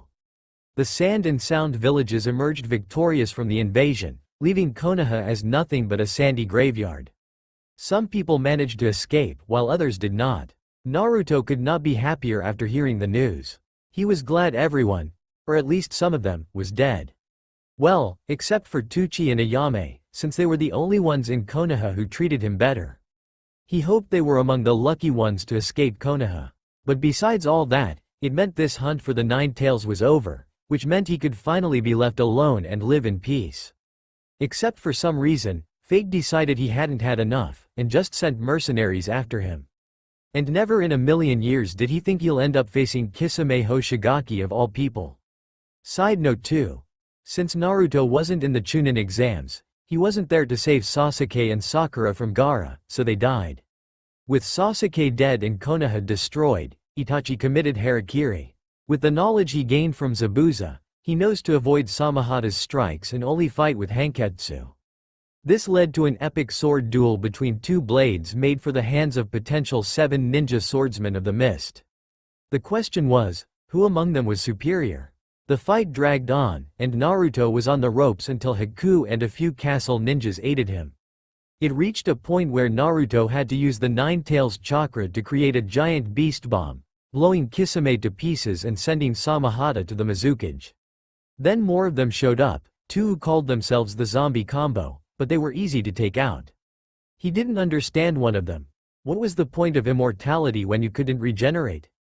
Then came the leader, who had a god complex, until he went into tailed beast mode and his godlike confidence shattered, resulting in him being taken out. Meanwhile, Haku defeated his partner. If it wasn't for the fox, whose name he later found out was Kurama, alerting him that he was fighting a walking corpse, he wouldn't have found the real one and crushed his crippled body with Kurama's chakra hand. Unaware of earning a deathly and hateful stare from a man wearing an orange mask, he unknowingly ruined his plans, and could do nothing to continue it. It became known to everyone in the world that Kumogakure and Iwagakure still had one of their tailed beasts, while Kirigakure and Sanagakure were defenseless, leading them to ally themselves with the villages possessing the tailed beasts. Kirigakure allied with Kumogakure, and Sanagakure allied with Iwagakure. But Naruto and Haku didn't care about what was going on in the 5 great nations, now known as the 2 great nations. Time had passed, and no one seemed to come after Naruto for the 9 tails, not even Danzo, which meant he could be at peace. Gaining everyone's respect, he was nominated as the leader of the Land of Castles, the Jokage. A part of him didn't want to, since it's a reminder that he tried to be a leader of a village that doesn't care about him. But Haku convinced him and reminded him they're different from Konoha, so they don't care what he is. They all love and respect him, so he took the position. Without any more obstacles, Naruto and Haku's relationship grew stronger and stronger until one day Naruto decided they had waited long enough and simply asked her the question. Seeing her in tears of happiness and hearing her say yes was the happiest moment of his life since they arrived. The wedding was beautiful. Mei, the demon brothers, Ao, and some guy with blue hair were invited. Seeing Haku in her wedding dress was the most beautiful sight. They wished Zabuza was here to see them. Haku wishes he could have been the one to give her away, like fathers do on their daughter's wedding day. After they stood at the altar, they gazed into each other's souls with longing, remembering everything they had been through and every moment they had shared that led them to this point. They exchanged vows and kissed each other as if it were their last kiss. Months after their wedding, Haku began feeling sick and was taken to the hospital. To their joy, especially Naruto's, it was discovered that she was pregnant, and they were finally going to start a family. Throughout the 9 months, he never would have thought a woman could be scarier than Mei, but Haku's mood swings proved otherwise. During some of her outbursts and cries, the house would freeze, putting him on thin ice, both figuratively and literally. Thankfully, this only lasted for a couple of months, and he now realizes that this is what he will have to deal with if they plan on having more children. Hopefully, he will survive the next ones. The 9 months were thankfully over, culminating in the birth of their first child, a boy named Tankuri, in honor and reference to Zabuza. He had his mother's black hair, and his father's eyes and whiskers. At first, they were scared since neither of them knew how to be parents. However, they did their best, and so far, they are doing just fine, giving Tankuri the love they never had. Naruto smiled slowly as he remembered the experiences he had, realizing that everything he had gone through had brought him to where he was now, with a home, a wife, and a child. He was grateful for the day he had met Haku, as without someone hiring an assassin to kill him, he would not be where he is today. Naruto arrived home, hung his Jokage cap and coat, and expected a warm welcome from his wife and son, but did not receive it. He looked in the living room, the kitchen, their room, and Tankuri's room, but no one was there, which could only mean. In the backyard of the Uzumaki house, Haku was spotted kneeling in the garden, meticulously picking and planting an array of colorful flowers, luscious fruits, and crisp vegetables. All the while, she kept a watchful eye on Tankuri, who was happily playing in his own corner of the backyard. Tankuri had ample space to frolic and explore without causing any disruption to his mother as she tended to her garden. One thing she loved about her backyard was that it was big enough for the 3 of them. They had a training field, Haku had a greenhouse, she picked up on planting since it was one of her favorite things to do with their time with Zabuza, and a space for Tankuri to play in. "Mama, mama, look," said her child with joy in his voice, getting her attention. Haku stopped what she was doing and went over to Tankuri, who she saw by their pond. "What is it, Tankuri?" said Haku. Tankuri turned to his mother, holding his hand out, and her eyes slightly widened at what she saw. In Tankuri's hand was water, taking in all kinds of shapes, then it turns into ice. A memory awakened in her, reminding her that she was in this situation and wanted to show her mother, but instead received a slap in return. Little did she know that their possession of a Kekkei Genkei was a closely guarded secret, and revealing it could lead to grave consequences. And since time has passed, they don't have to be kept a secret anymore. Tankuri looked at his mother in confusion, seeing she doesn't look happy. "Is she upset? Did I do something wrong, Mama?" Tankuri asked in worry. Haku snapped out of her memories when he asked that question. Haku kneeled down and hugs Tankuri tightly. No sweetie, you could never do anything wrong, said Haku. Tankuri returned the hug with a smile. He then heard the sound of the door closing and saw his father entering the backyard. Otto-san, he said cheerfully. Haku let go of Tankuri and he ran to Naruto, making sure he won't accidentally step on mommy's plants. Naruto squatted down and held the 3-year-old boy. Hey there kiddo, said Naruto. Guess what, I could move water and turn them into ice, said Tankuri happily. Naruto's eyes slightly widened and he looked at Haku, who nodded to confirm it. That's good, keep it up, he said with a smile and gently put him down. Welcome home, husband, said Haku and planted a kiss on his cheek. You're here earlier than usual. I just wanted to come home early for you, wife, said Naruto smirking. Naruto looked around at the garden, noticing most of the dead plants are gone and new ones were there. I see you're busier than you should, he said, crossing his arms and raising his eyebrow. I have been taking breaks and Tankuri has been helping me out, Haku said, and Tankuri nodded.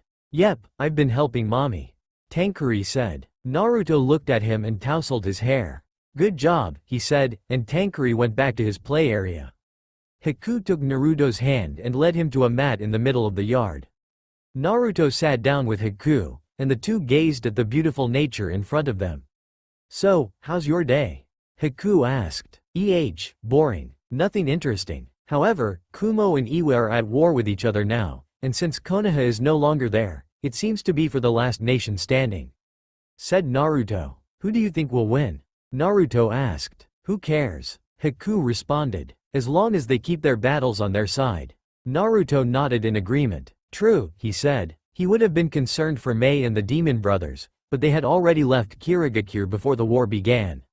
The once great 5 nations were no longer as great as they used to be, now reduced to just 2 villages fighting for power and pride, but not in an honorable way. Naruto looked at Tankuri, observing him as he continued to manipulate the water and turn it into ice. He's only 3 years old and he's already discovered his Kekkei Genkei, said Naruto. And you were only 9 when you discovered yours.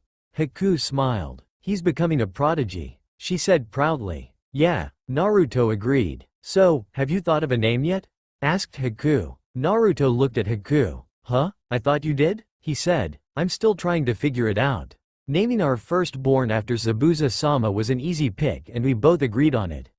I think we could be at the point where we debate on what we're naming our child like other parents do, said Haku. Well, I got nothing, he said, placing his hand over Haku's slightly swollen stomach. Haku sighed and leaned on Naruto.